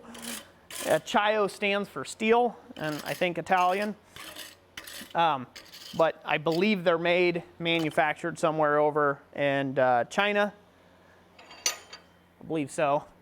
But yeah, so we'll be giving away that. It's a little dual horn anvil, a little 66 pounder. You can pick them up on eBay and Amazon, anywhere from about 120 bucks all the way to 175 bucks. You can pick them up on, just depending on where you get them, when, where, and how, you know, one of those sort of deals.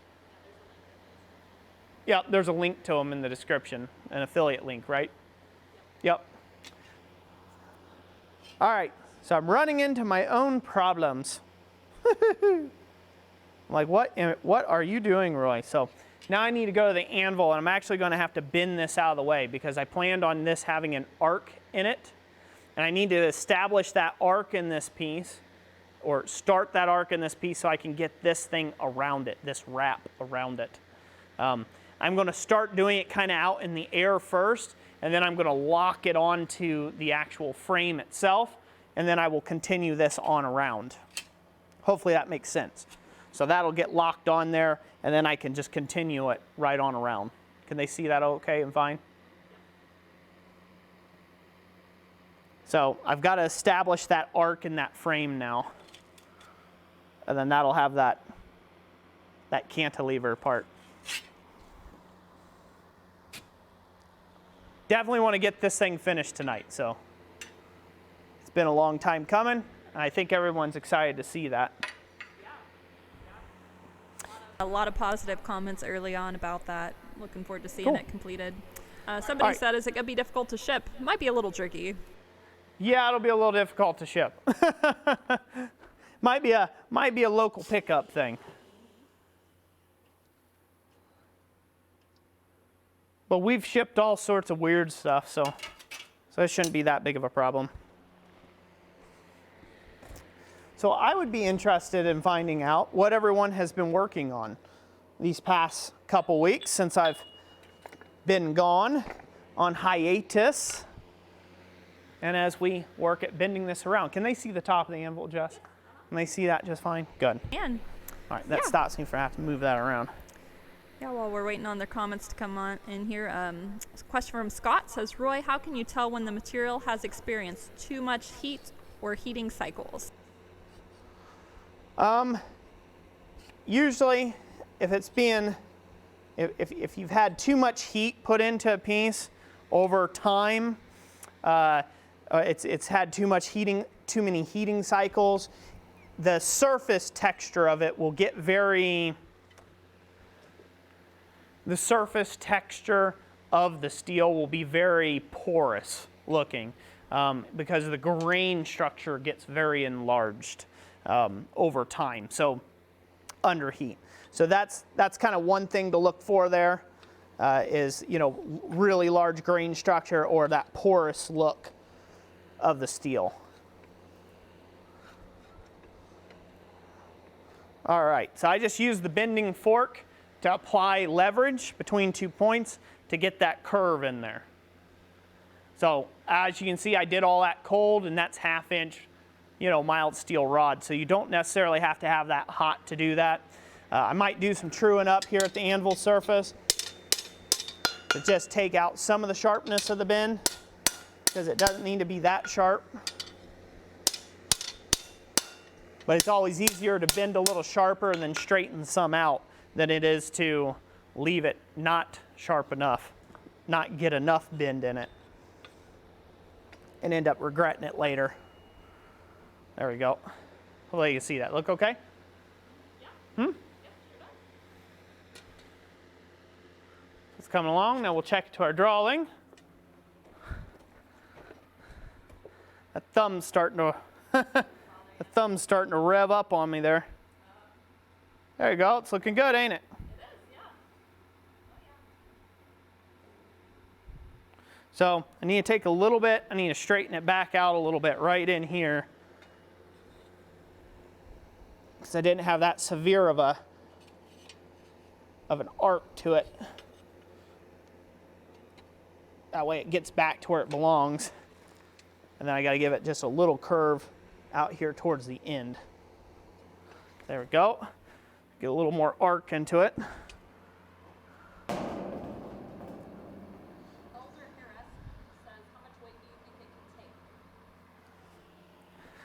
I'm going to I would say probably about 30 pounds is my guess on this particular one.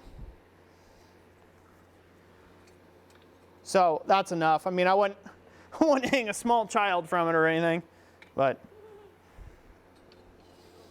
Only if they're under 30 pounds. I'll probably get in trouble for saying that.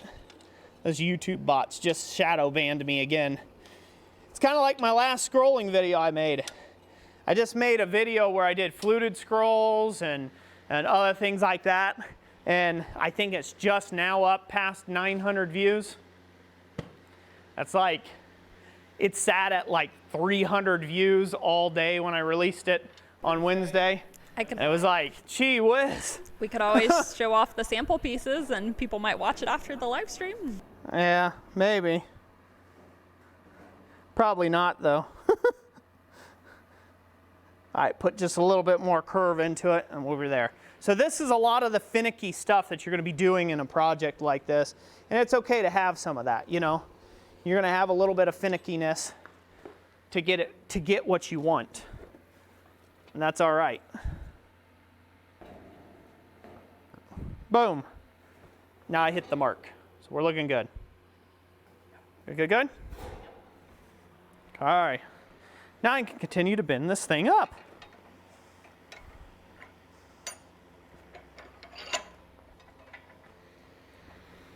G. Taylor, thank you for the super chat. It says, can't have you going Baroque. Love you guys. Baroque. Thank you, G. Taylor. Appreciate it. Love you too, brother. I can read off what people have been up to for their projects. Yeah, let's hear it. Okay. Let me see. I'm trying to find the beginning of it.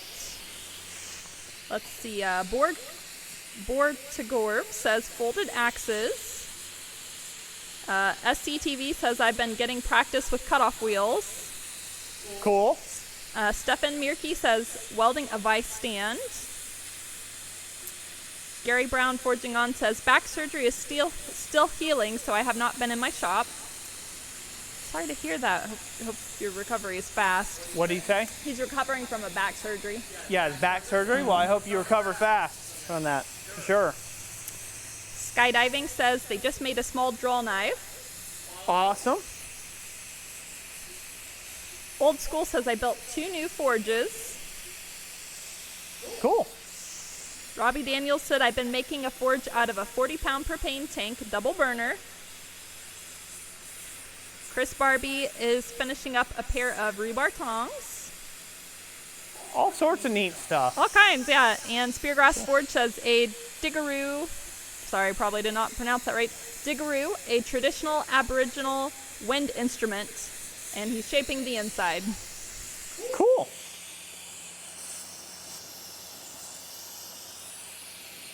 Very neat. See, so many crafty people out there. So many.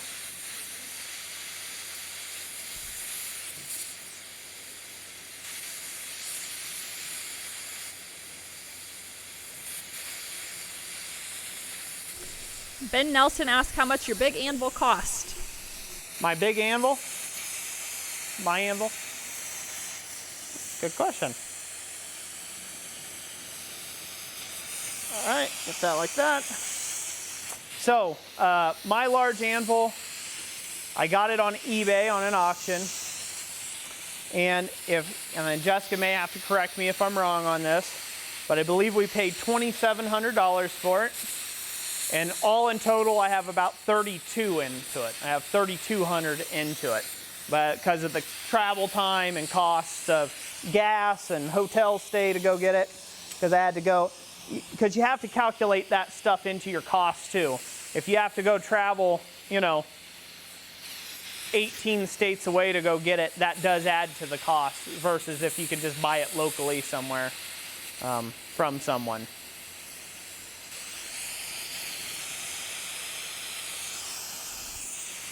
Dad Lesson says, how long did it take you to build your business? Still building it. It's one of those things that you're never done building it. As far as to the point where I'm at now, it's about as long as you've seen. I was blacksmithing, so what, we're about 9 years now. 9 years of forging professionally. 8, almost 9.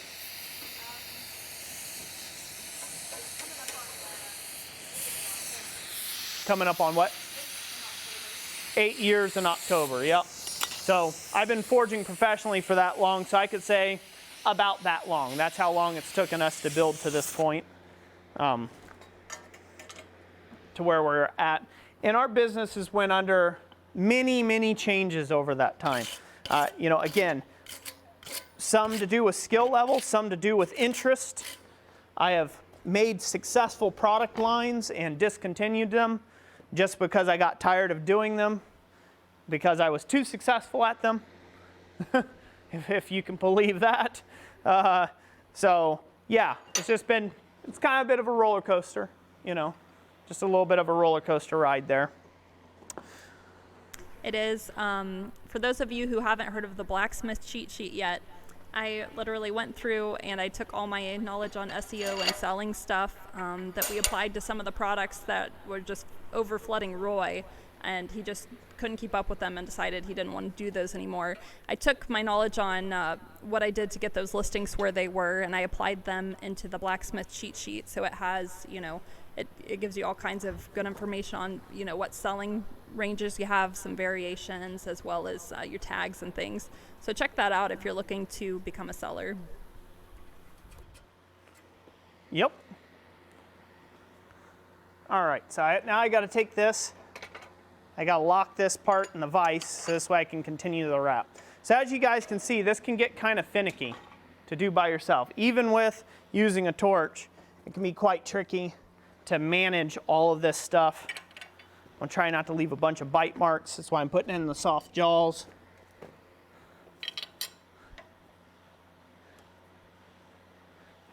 We've got to be able to clamp this in the vise and then heat it.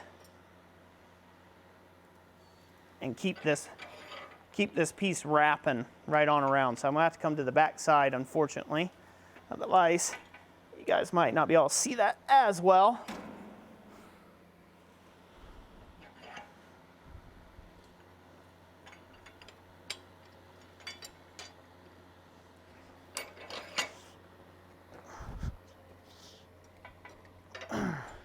We'll get a little wrap on it there and keep it going.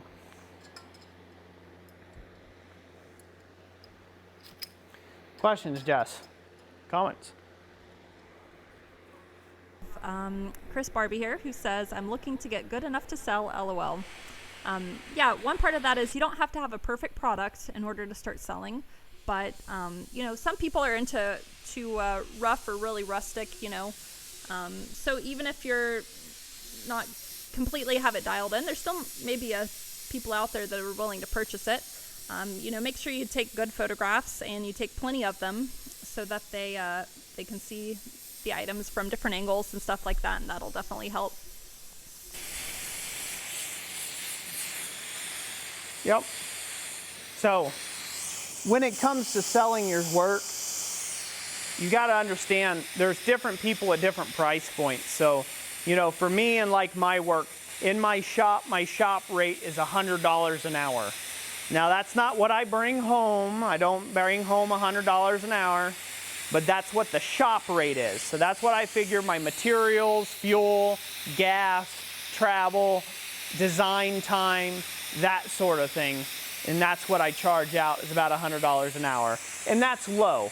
I could probably charge a lot more than that. And in some jobs, I get a lot more than that. It just depends on the job. But as a rule, my shop rate's $100 an hour. Well, when you're first getting started out, you're not going to make a $100 shop rate. You might make $25 an hour shop rate. You don't have overhead. You don't have a bunch of fancy tools that have a bunch of fancy abrasives or fancy motors that you have to upkeep or things like that. So you may not need to be happy $100 an hour for your shop rate to get started. So that means oftentimes you're selling a product. Let me turn this down a little bit. That means oftentimes you're selling a product that is not a $2,000 item. And that's okay. Not everyone wants to go out and buy a $2,000 item.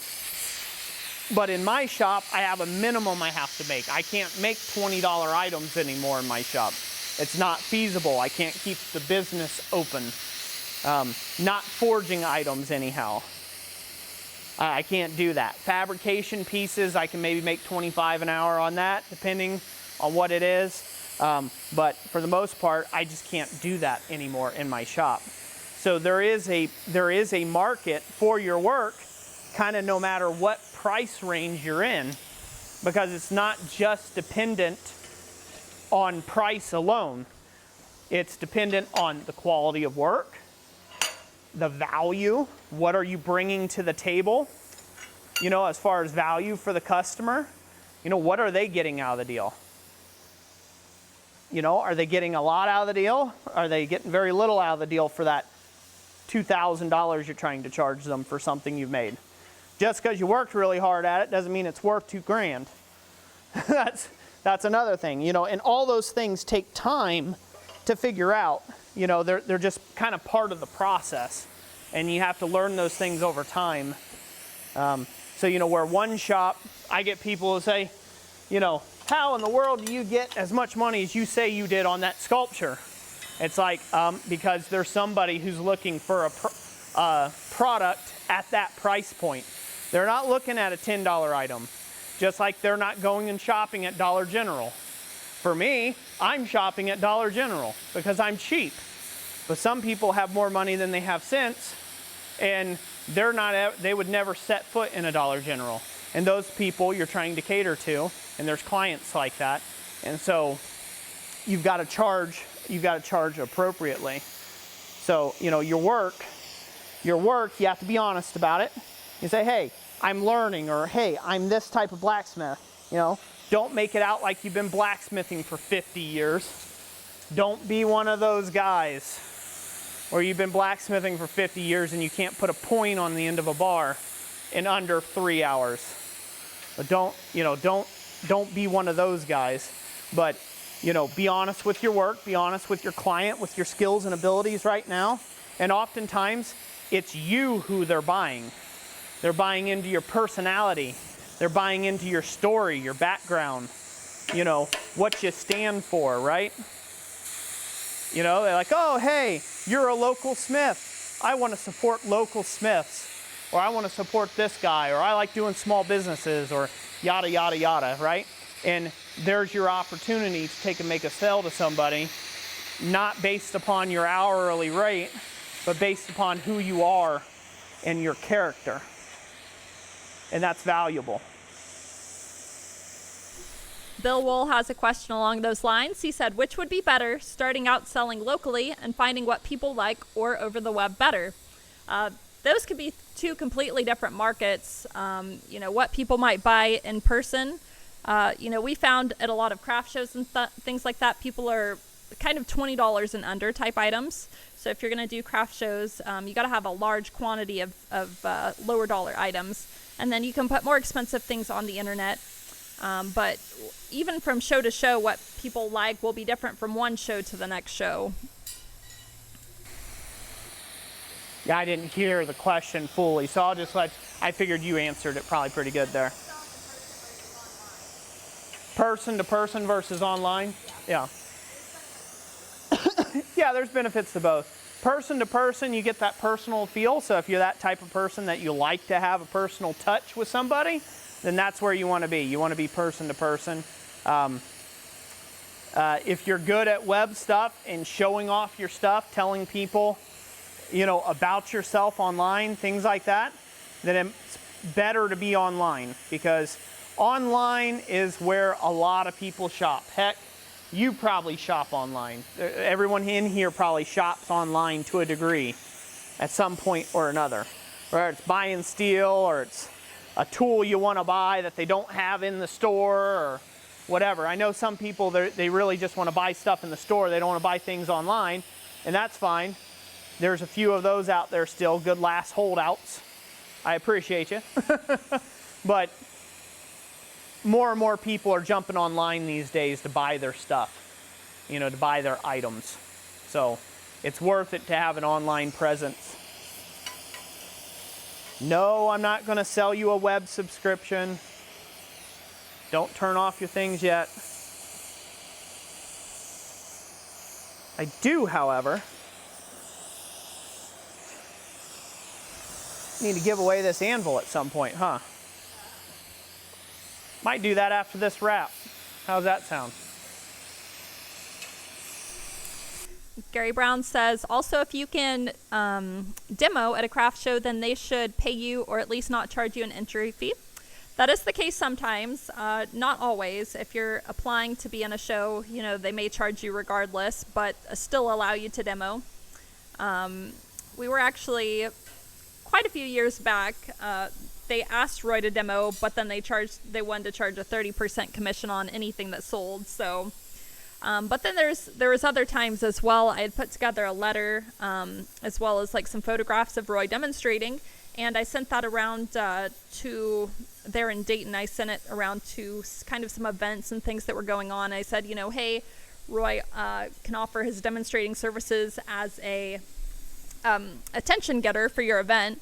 And we actually did have an event put on by the city called Art Week. They actually took us up on that, and I think it was $30 an hour or something like that, But then, so he actually got paid to be there, and then he could sell stuff as well. So that worked out, and that's a good idea, something that you guys could potentially look at doing.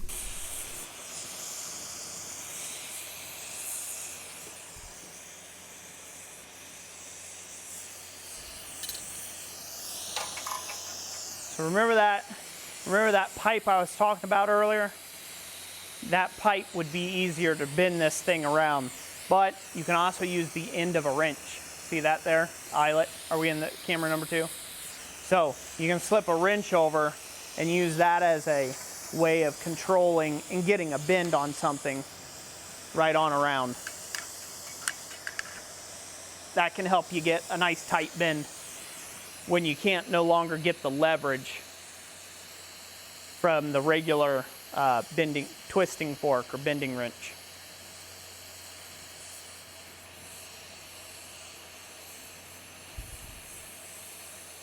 Gordon Farmer asks, would you put your YouTube channel on the Facebook page that you're selling on?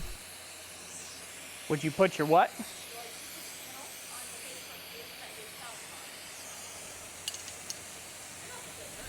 No, I mean, it wouldn't hurt. It depends on what your YouTube channel is about. If your YouTube channel is about your company and it's about your ethics and it's about the stuff that you're doing in the shop, like, that's fine. But if it's just like a daily vlog thing or something where you're like, hey guys, I'm figuring out how to clear a clog in my toilet or something, right? Like, that's off-brand and that won't work out very well for you, because the customers want to see how you can beautify their home or something of that nature, right? Like, that's what they're there for. So you kind of have to have a little bit of thought process on that, of like what you're actually going for. Hopefully that makes sense there. Everybody see this okay? I feel like I'm really far away, but if I take it in too close, you guys aren't going to be able to see how the rest of it's progressing. I'll be out of shot.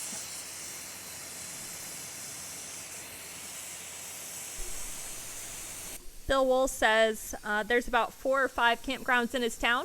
It's a tourist trap with hunters and fishermen in the spring and fall. Do you think camping equipment would sell good, or think the beer bug and would get in the way? I think there's definitely some products for hunters and fishermen that you could definitely do. I have seen a video that somebody did on a forged fish hook, so you know, maybe if you did custom fish hooks, that could be interesting for somebody. As well as trying to think of the what are those things, Roy, called where they hang the animal's hind legs from? Gambrels, yeah. So yeah, there could be a market for those as well.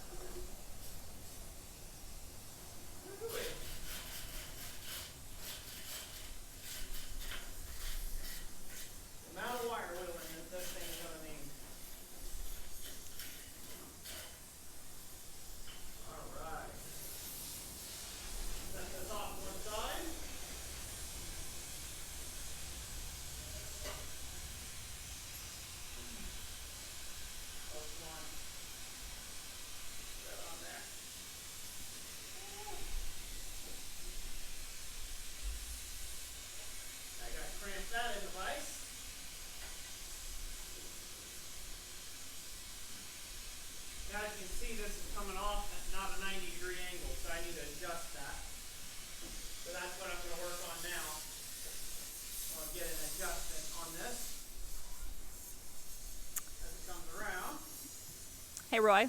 Yeah. I'm having a mouse issue here. I'm gonna go grab the plug-in mouse. Right now I can't change microphones. It's set to my microphone, but it's on that camera right there. Say what?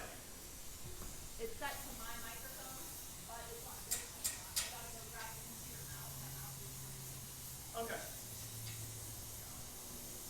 Did you tell them that you need to take a break? Yeah. Okay.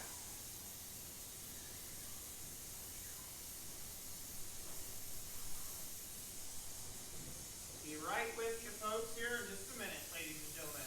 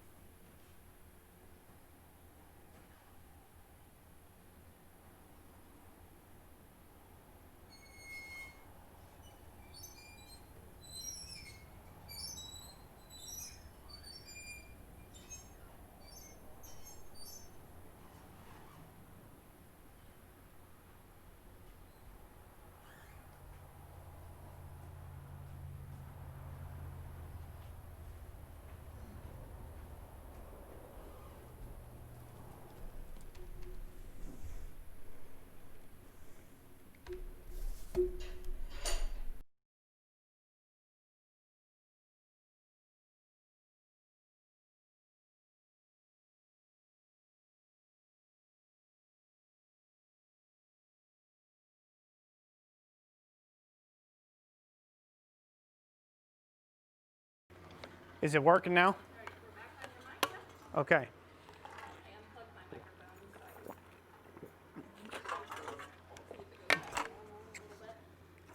Okay.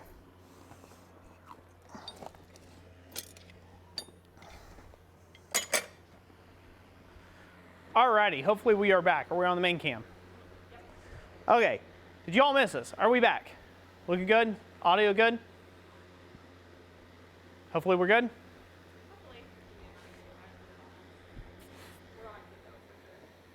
Okay, well that's good.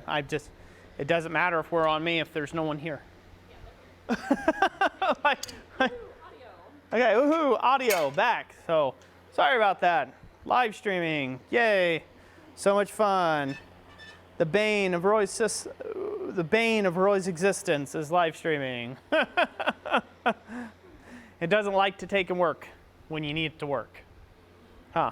We were doing so good for 2 hours. Yeah, we were doing really good, weren't we? All right, so now we need to make this final wrap around this leg. We've got this other wrap already done, looking good. It's onto the frame, so we're just going to continue that next wrap right on down. We're getting really close. I'm excited to have this thing done. Of course, there's going to be a lot of finish work that I have to do on this piece after it's all said and done. So I've got to do some wire wheeling. I have to dress those rivets, like I said. I got to snug those up so everything's nice and tight. I will probably heat the whole thing up with like a weed burner and then rub it down with boiled linseed oil finish, and then probably wax after that, like a Johnston paste wax as a final coat finish. You can't do paint on something like this because it's going to be near open flame, like a campfire or something like that. The paint is just going to chip and peel if you do that, and it's by a campfire heat. Especially if you're using it in food products. So, for instance, if you're hanging a Dutch oven or something over a campfire, well, you don't want this thing smoking off paint right near where you're cooking food and things like that. So, so a good boiled linseed oil finish on it with again an additional like a coat of like a paste wax finish over the top of that will develop a pretty nice finish. As I was telling Jessica, all things that are outside will eventually rust, especially when it comes to mild steel. I had somebody ask me about wrought iron. Will wrought iron rust? Wrought iron does not rust. Wrought iron patinas. It will patina and then eventually it'll go rusty. If it looks rusty, it's usually only surface level deep. Sometimes it'll work its way eventually if it was if it's been a long time, that it will delaminate.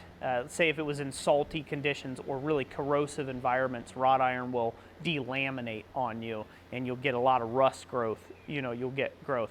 But in general, like I've got a logging chain over there that you guys can't see. That thing is probably every bit 100 years old, and it has less rust on it than brand new steel I bought 3 months ago from the scrapyard. So it will rust over time. You're exposing it to heat, moisture, and oxygen. It's bound to rust at some point. So just let people know that it will take a little bit of maintenance. If somebody just rubs it down with some cooking oil or some beeswax from time to time while it's cooking, it'll just develop like a seasoned finish, and for the most part it'll repel water really good and won't rust that much. Oh. But yeah, ironwork like this, it does take time. You do have to spend some time with it. Questions, comments, Jessica? Randy Seal recommends Renaissance wax. Renaissance wax, yes. I have never used it, but I've heard it is good. I've heard it's good stuff.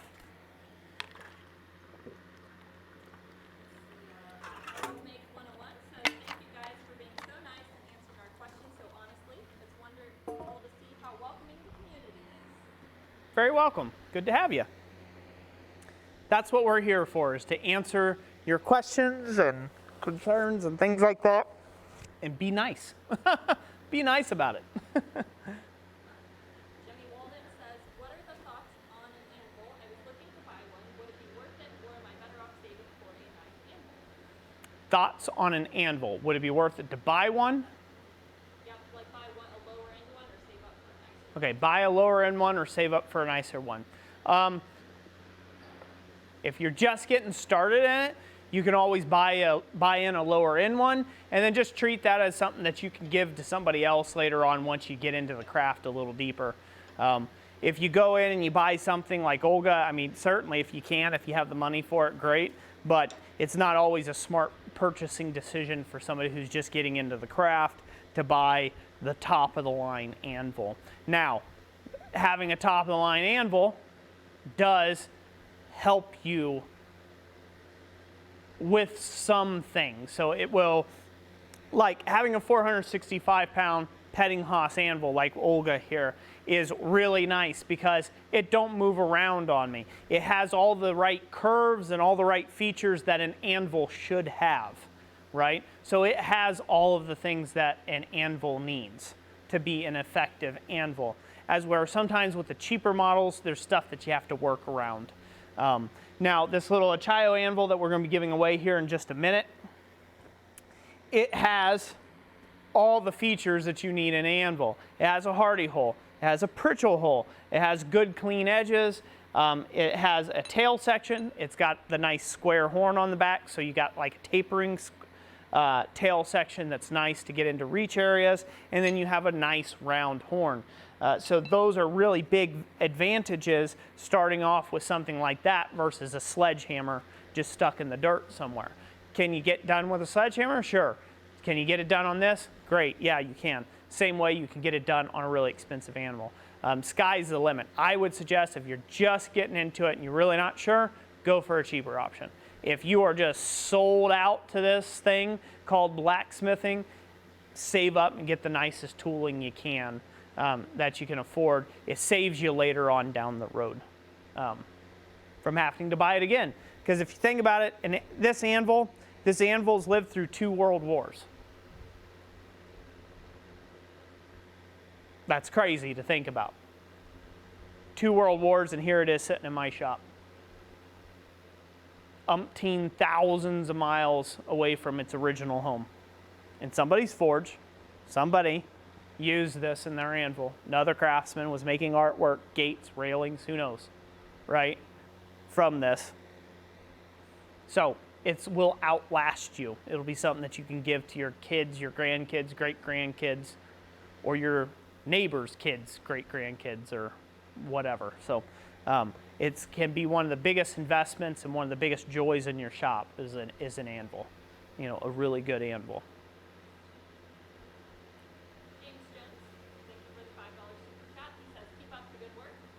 Thank you, James Jones, for the $5 super chat, right? $5 super chat. I keep forgetting that she doesn't have a mic. So yeah, I'm getting used to the whole dialogue thing, and then, you know, her mic had to up and quit there. So what else we got? Let's see here. Eric Berg says, I'm still using a piece of railroad track for forging. Anvil upgrade would be great. Yeah, it would.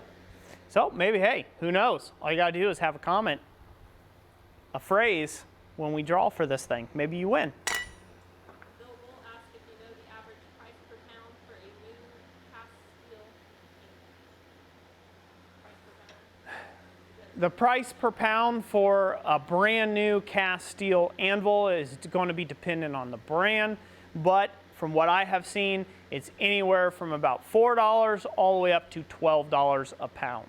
So really huge range there. You could probably expect to spend somewhere in the neighborhood of 6 to 8 minimal for a brand new anvil.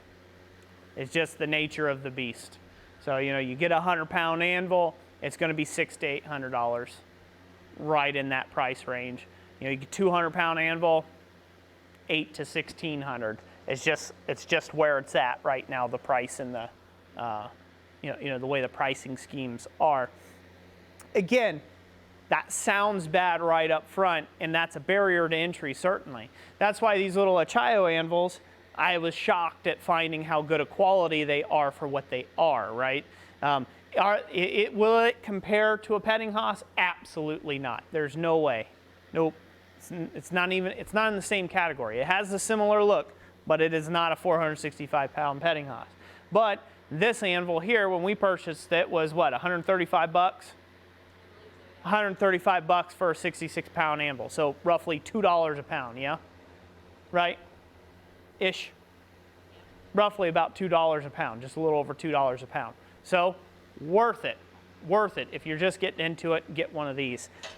You know, it will help you have an anvil that's not just an anvil-shaped object. And then you can decide before you actually want to go out and buy a super expensive anvil to do so.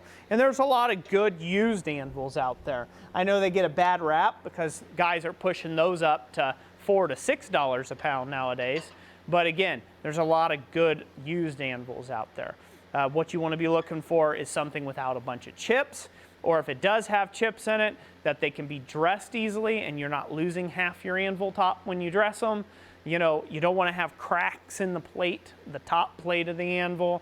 You certainly don't want to have any snaps or cracks across the base or feet or things of the anvil. Some anvils, they have missing horns. That's okay. You know, some people don't use horns anyhow. It's really based upon that, but just keep that in mind when you're looking for anvils. Again, a brand new one of these little Achayos, anywhere from, like I said, $120 all the way up to $175. That's cheap for a 66-pound anvil. You can get that brand new. And that's a cast steel anvil. It's not cast iron, it's cast steel. So, worth it. All right. Are we ready to draw for this thing? We are, and I do have my audio back now. So. You've got your audio back now? Good. Whew. Wearing out my voice trying to project and talk, and I forget I don't need to project. You know, I've got the mic that's coming in hot, you know. Eric Berg, Roy got interested in forging when he was a little kid. Went to a park called Carriage Hill Metro Park where they do 1880s reenactments, and first started the flame there. All right.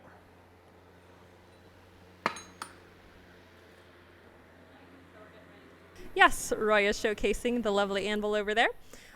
By the way, we've mentioned this before in live streams, but if you didn't catch on, you do have to be in the 48 continental United States because we're having this shipped directly from the seller, and that's their prerequisites. And also, if you're under 18, you do have to have your parent or guardian contact us to claim it on your behalf. Yep. Got a vouch for you. All the rules for it's down in the contacts, you know, down in the description down below. Jessica puts all that down there. So how many people we got in the chat? I just want to know. Yes. Well, last time I looked, we were above 400. Looks Awesome. like we're at 447, so just a fuzz shy of 450. Awesome. Amazing. Thank you all for being here. Thank you, everyone who super chatted and lit this board up and donated to the stream and donated last week's stream.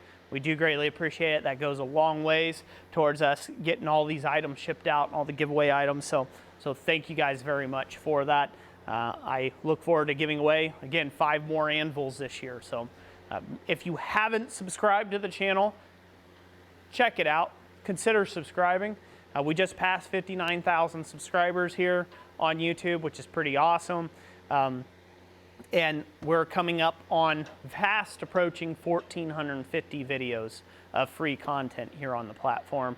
On a good majority of that, at least 1,000 videos are all tutorial videos on blacksmithing. So you know, there's a lot to learn on our channel alone. Plus, if you don't subscribe, you don't know when we're giving away anvils. So that sucks for you. So, we ready, Jess? Get this Year of the Anvil done just right. Number 7, huh?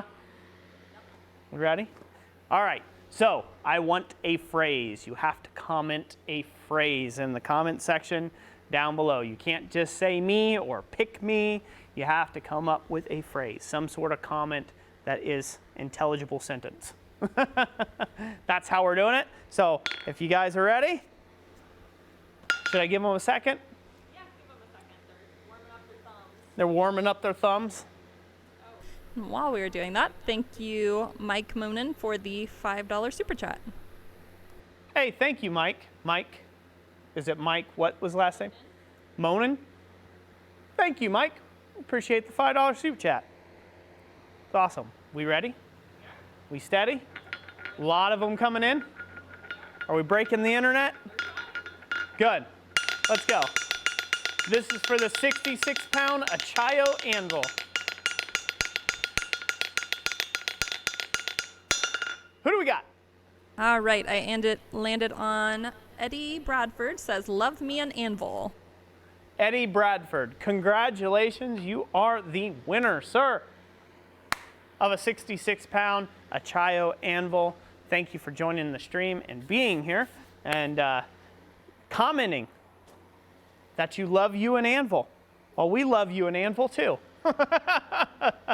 You have to get with us through the contact link in the description. Press the little downwards triangle thing, drop down menu, all that jazz, and get with us there. And we will get that shipped out to you, hopefully, in a couple weeks. So right now with the shipping, with all the craziness in the world, the shipping is delayed. So there are, usually the next Monday after our Friday night live streams, we have everything shipped out, but sometimes it takes 2-3 weeks to get to you. So it's the subject of where we are in the world right now. So, but yeah, we will get that shipped out to you. Thank you everyone who's contributed to allow us to be able to do so, to be able to purchase these anvils, to be able to afford to ship them, to be able to afford to buy, other things. The people have supported us with giving us tongs, and being able to ship those.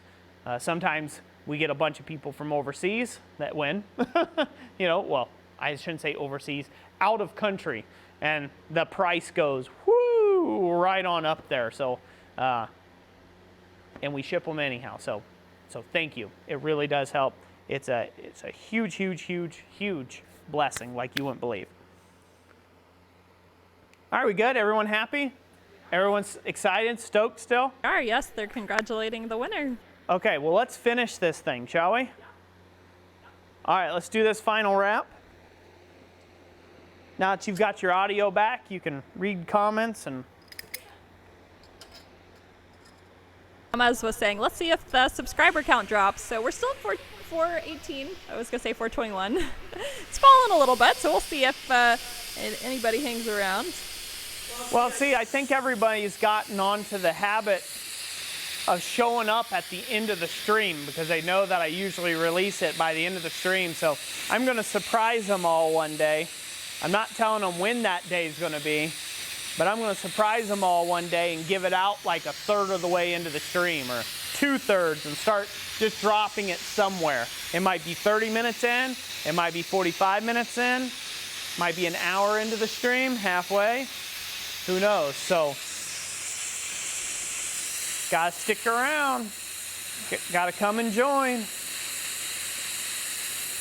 There are a lot of people who don't get off work that early too, and they just get the opportunity to join us in the evening. So that could be what's going on. I'd like to think that's what it is. Neil Graham says, I was just going to say you should start giving it away at different times during the stream every week. Yep. We might have to, huh?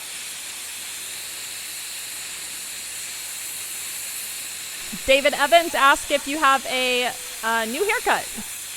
A new haircut? Yeah, this was the Corona cut. Just shaving it bald and then letting it grow back. That's about it. It's been too hot to wear my leather cap here lately, so off it comes and just regular hair. Been letting it run wild. All right, let's go to the vise. You see it there?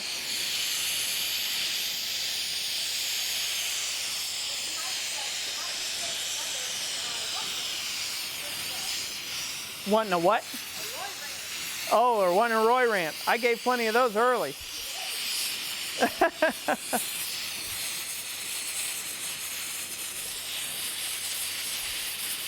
I don't even know what to rant about. Well, I don't know what's worth ranting about. I'm actually very happy, I know it may not seem like it when I have a rant, but I'm actually a pretty happy-go-lucky guy. Not too much phases me. On occasion I get, you know, annoyed or irritated at something, but I try to keep stuff easy peasy the best I can. Bill Hasso wants to know how Michigan living on the lake is working for us.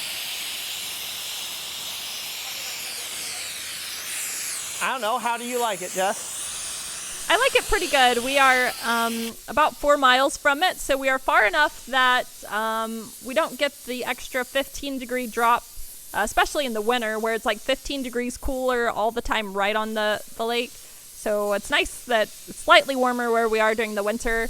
But when it gets real hot in the summer, we can go down and enjoy that 15-degree dip and go hop in the 60-degree water. So yeah, we've really been enjoying it.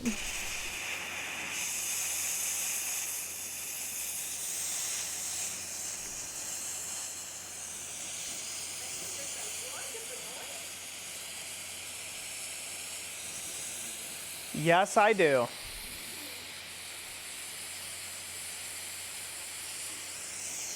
Alice Harvey says she's not here for the anvil, she's here for the stickers. Ha ha ha. Well, good.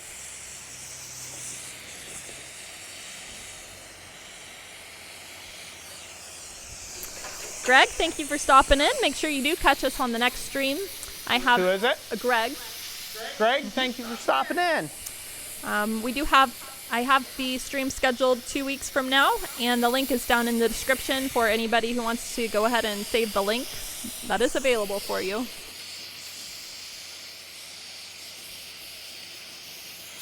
So, let's go back to the main cam. So, in the next stream, the next Friday, not next Friday, but the one after that, we do them every 2 weeks. In the next stream, we'll be forging tongs and giving them away as we get them forged. So that'll be the subject matter. And we might do that for maybe 2 streams or so to get prepped for the next project that we may do, a much larger project. So be on the lookout for that when that takes place. But that's what the subject matter will be.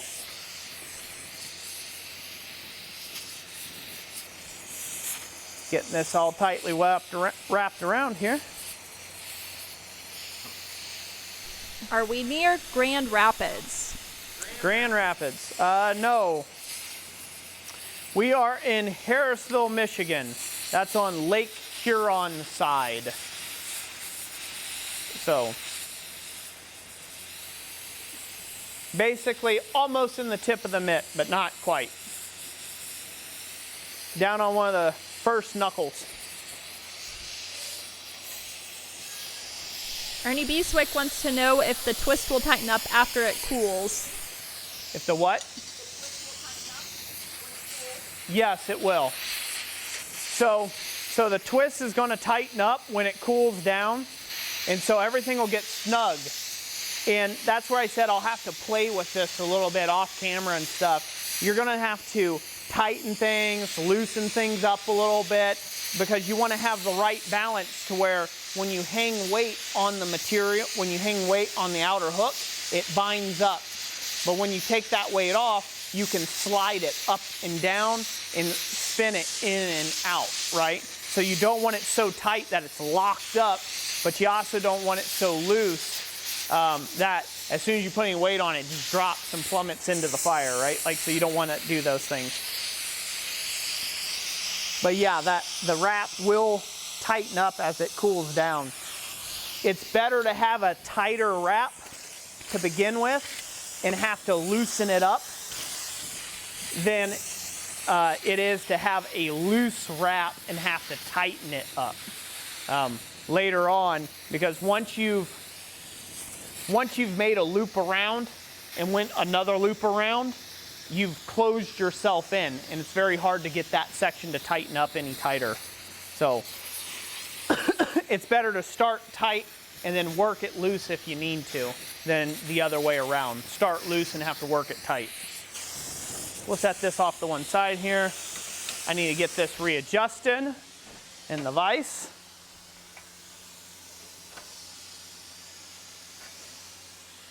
Ugh.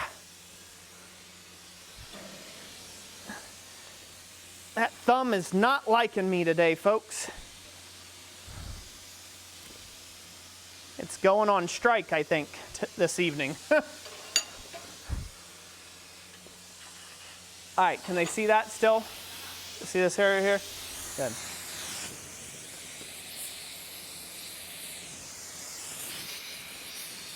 What we got going on, beautiful? Kid KV, ask your thoughts on the dams that failed. Lower Michigan. Say that again. What's my thoughts on that? I don't know. I didn't really follow it that closely. I kind of, things like that, I feel sorry for the folks that had to go through that. I also see a civil engineering blunder, because why would you put a town right on the, a crook or a bend of a big river like that, and then hope that levees are going to keep stuff in? It's kind of one of those deals like, why do people live in Louisiana or New Orleans when it's basically a natural cup, that's below sea level? That just, eventually, like, you're going to get water in at some point. So that's not me trying to be insensitive. That's just, those are things I don't quite conceptualize or understand. It's like they've had stuff before. I think we live in a day and age where it's very popular to dramatize everything. So it's very popular to dramatize everything. It's sad for the people who've lost businesses and houses and things like that. Yeah, it is. But we're living in a day and age where dramatization is a real big thing. My thing is a bit of a common sense type deal. It's why I don't like the ocean. It's why I'm not out in the middle of the ocean. The ocean is there to kill you. It's not out there to be your friend. Everything in the ocean has learned to evolve to kill you. Like, nothing in there wants to be your friend. That's movie magic if it wants to be your friend, right? Oh, big fish that are, yeah, I don't know. Maybe I'm just talking out my nose on it. Like I said, I don't really have a strong opinion one way or the other. I feel sorry for the folks that lost stuff, because that sucks, no matter where you're at, right? You expect things to go right in your life, and then when things like that happen, it's kind of a tragedy for your finances and your family's health and well-being, both financially and mental. So, that part of it's pretty sad.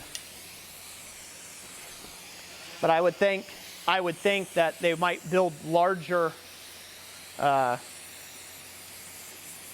levees next time, being right on the bend of a river and having a lot of state above you, northwise.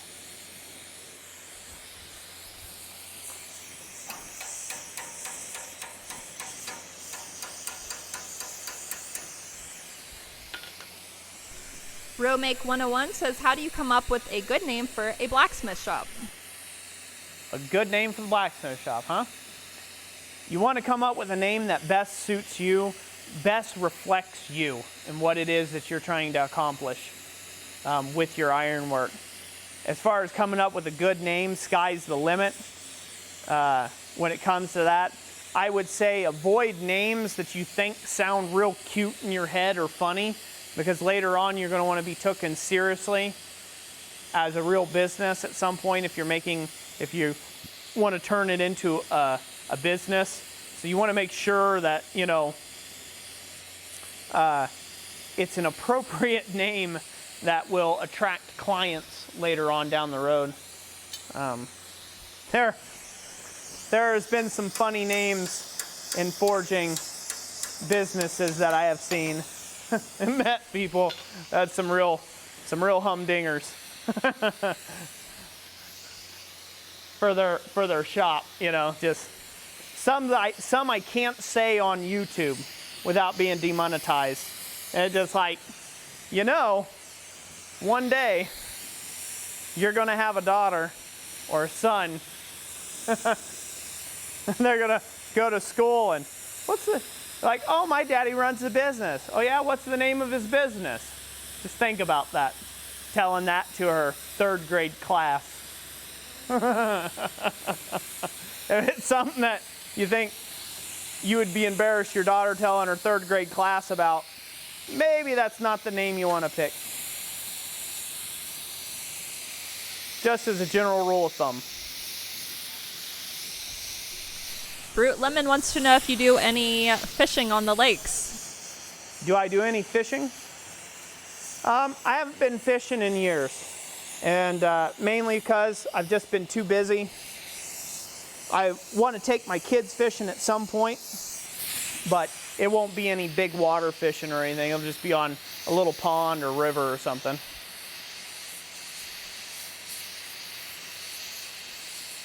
I used to fish all the time, but I got too busy with blacksmithing. Ran out of time to fish.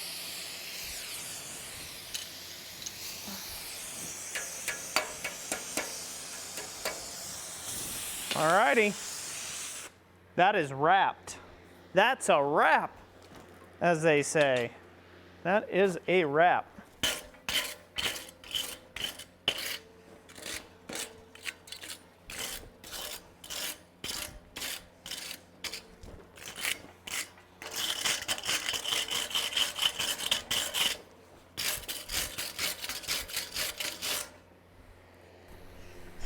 There's a little bit of a debate of swimming in the ocean versus the lake up here. Yamez, our water is actually not that murky. It depends which part of the lake you're on, but there's definitely areas that are very clear. So. Yep.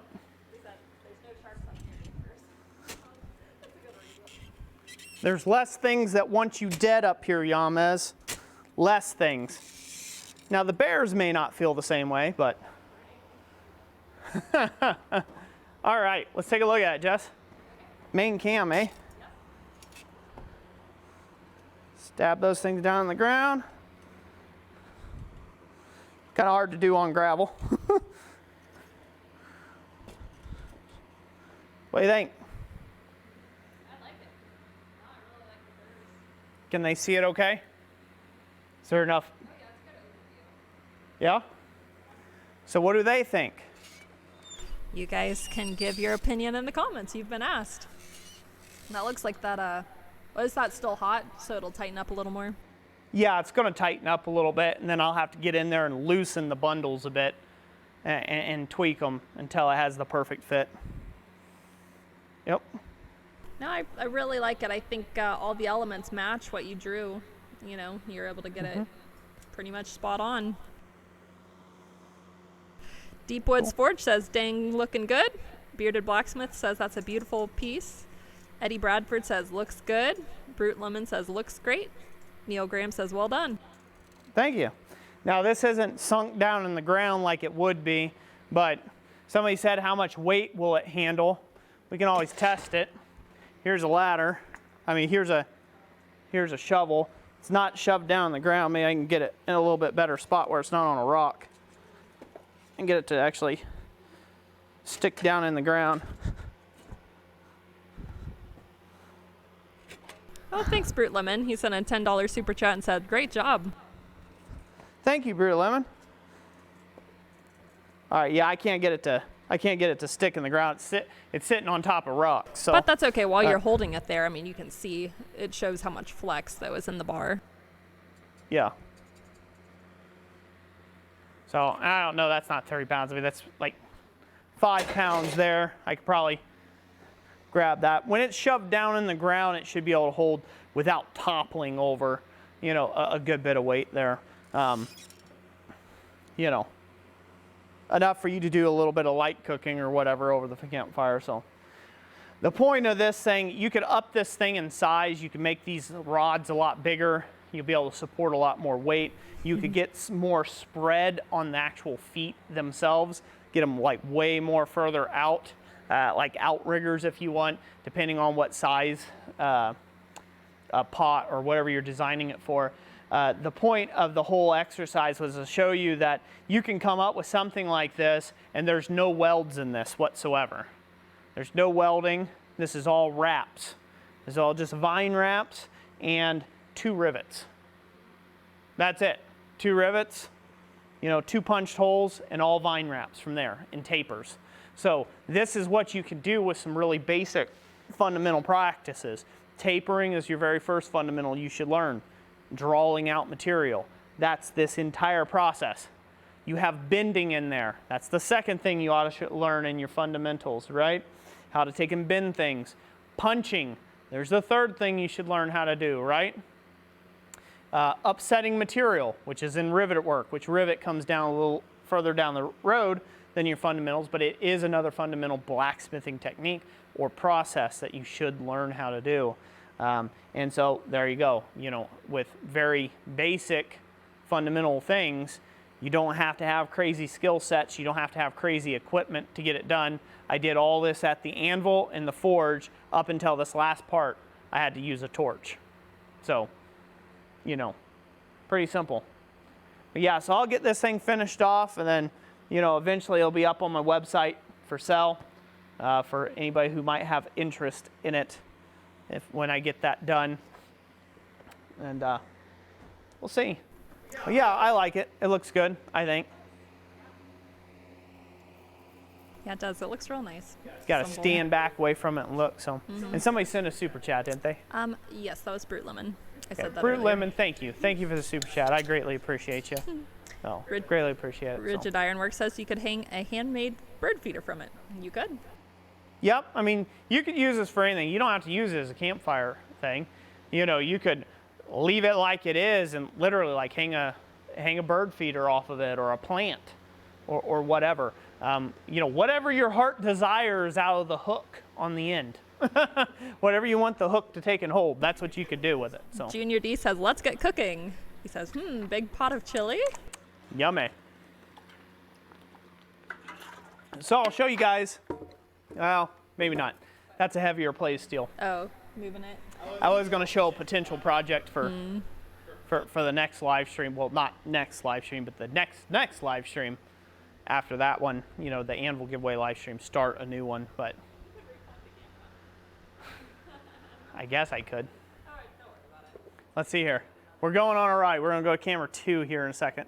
Give me a second. I'll leave it off of there for now. Let me rotate it. G. Taylor says, now that is a fine piece of work. Great job. And we got to be with it for the whole thing. Wow.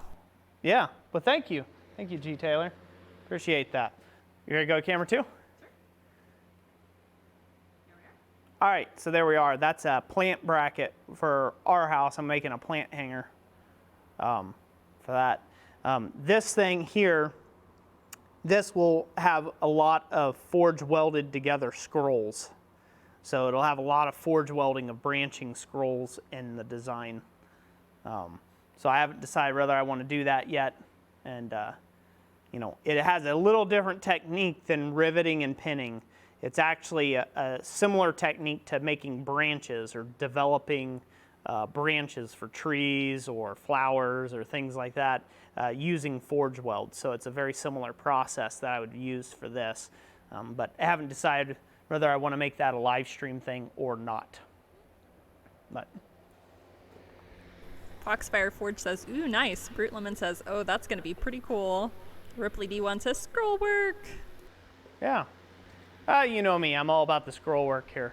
So one of the things I want to do, I got back from teaching a class just recently, and I actually have got one coming up in End of August. End of August. I have a class coming up at the end of August where we will be doing floral forms, doing a lot of decorative floral forms, and that's just outside of Cincinnati, Ohio. So if you're in the neighborhood, you may want to check that out, do that type of class. But let me grab this scroll over here. I'll bring it. Bringing over the mega scroll.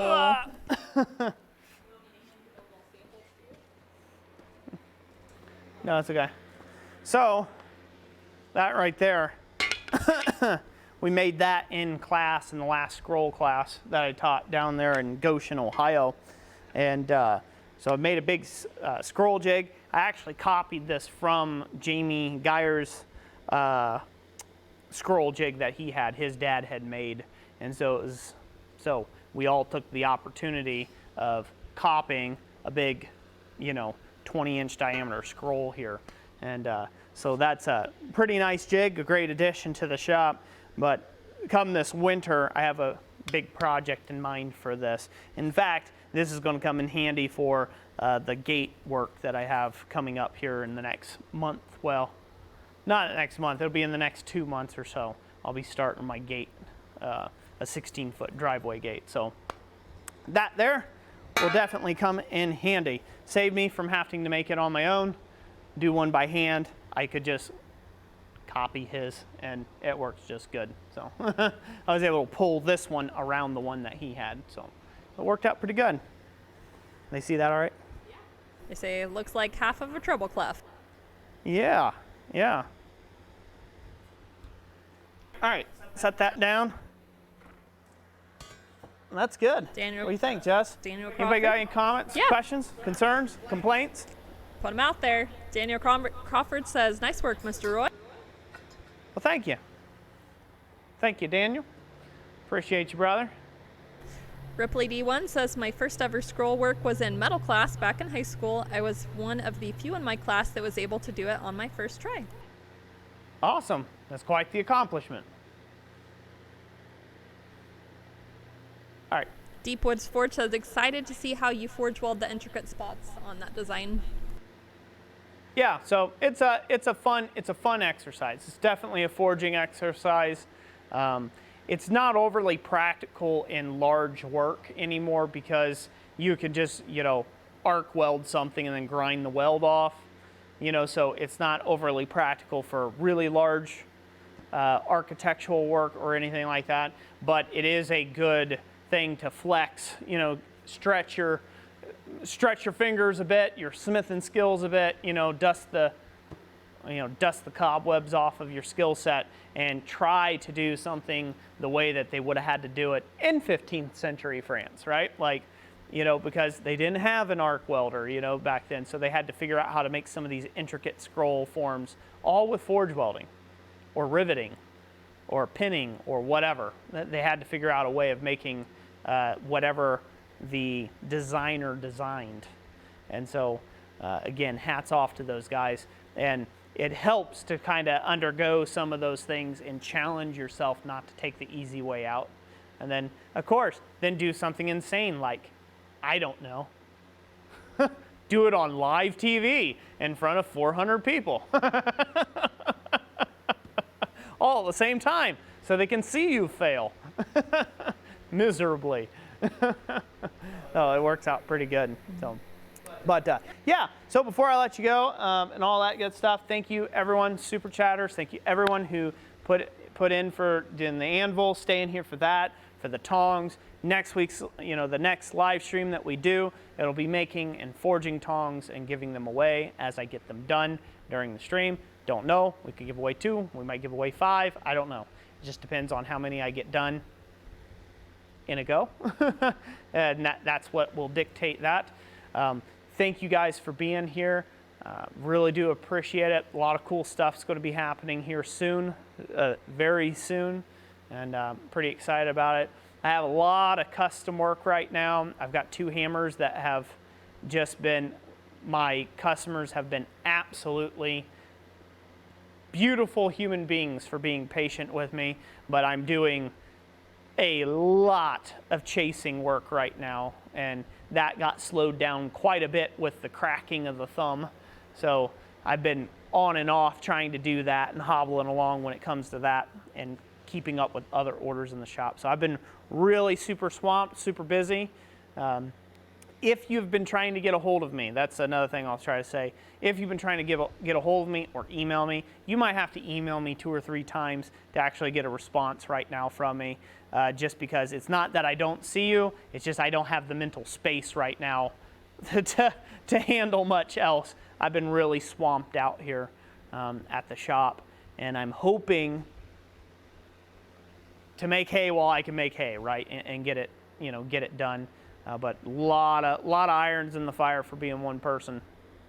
And but hey, it's all good. God's good. I appreciate you all for being here. I'm thankful to be alive. I'm thankful that you guys are alive, and well, hopefully you're alive watching this. We didn't lose anybody. Hopefully we didn't have anybody drop out right in the middle of it. So I talked about, you missed the joke. I said, I'm thankful they're all alive.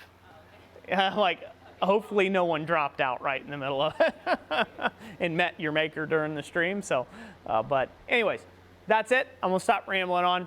Again, thank you all so much for being here. And until next week's live stream, huh? Yeah, we good? Anything else I gotta address before we leave? We good? God bless everyone. You all have a great weekend, and we'll catch you next time. Thanks a lot.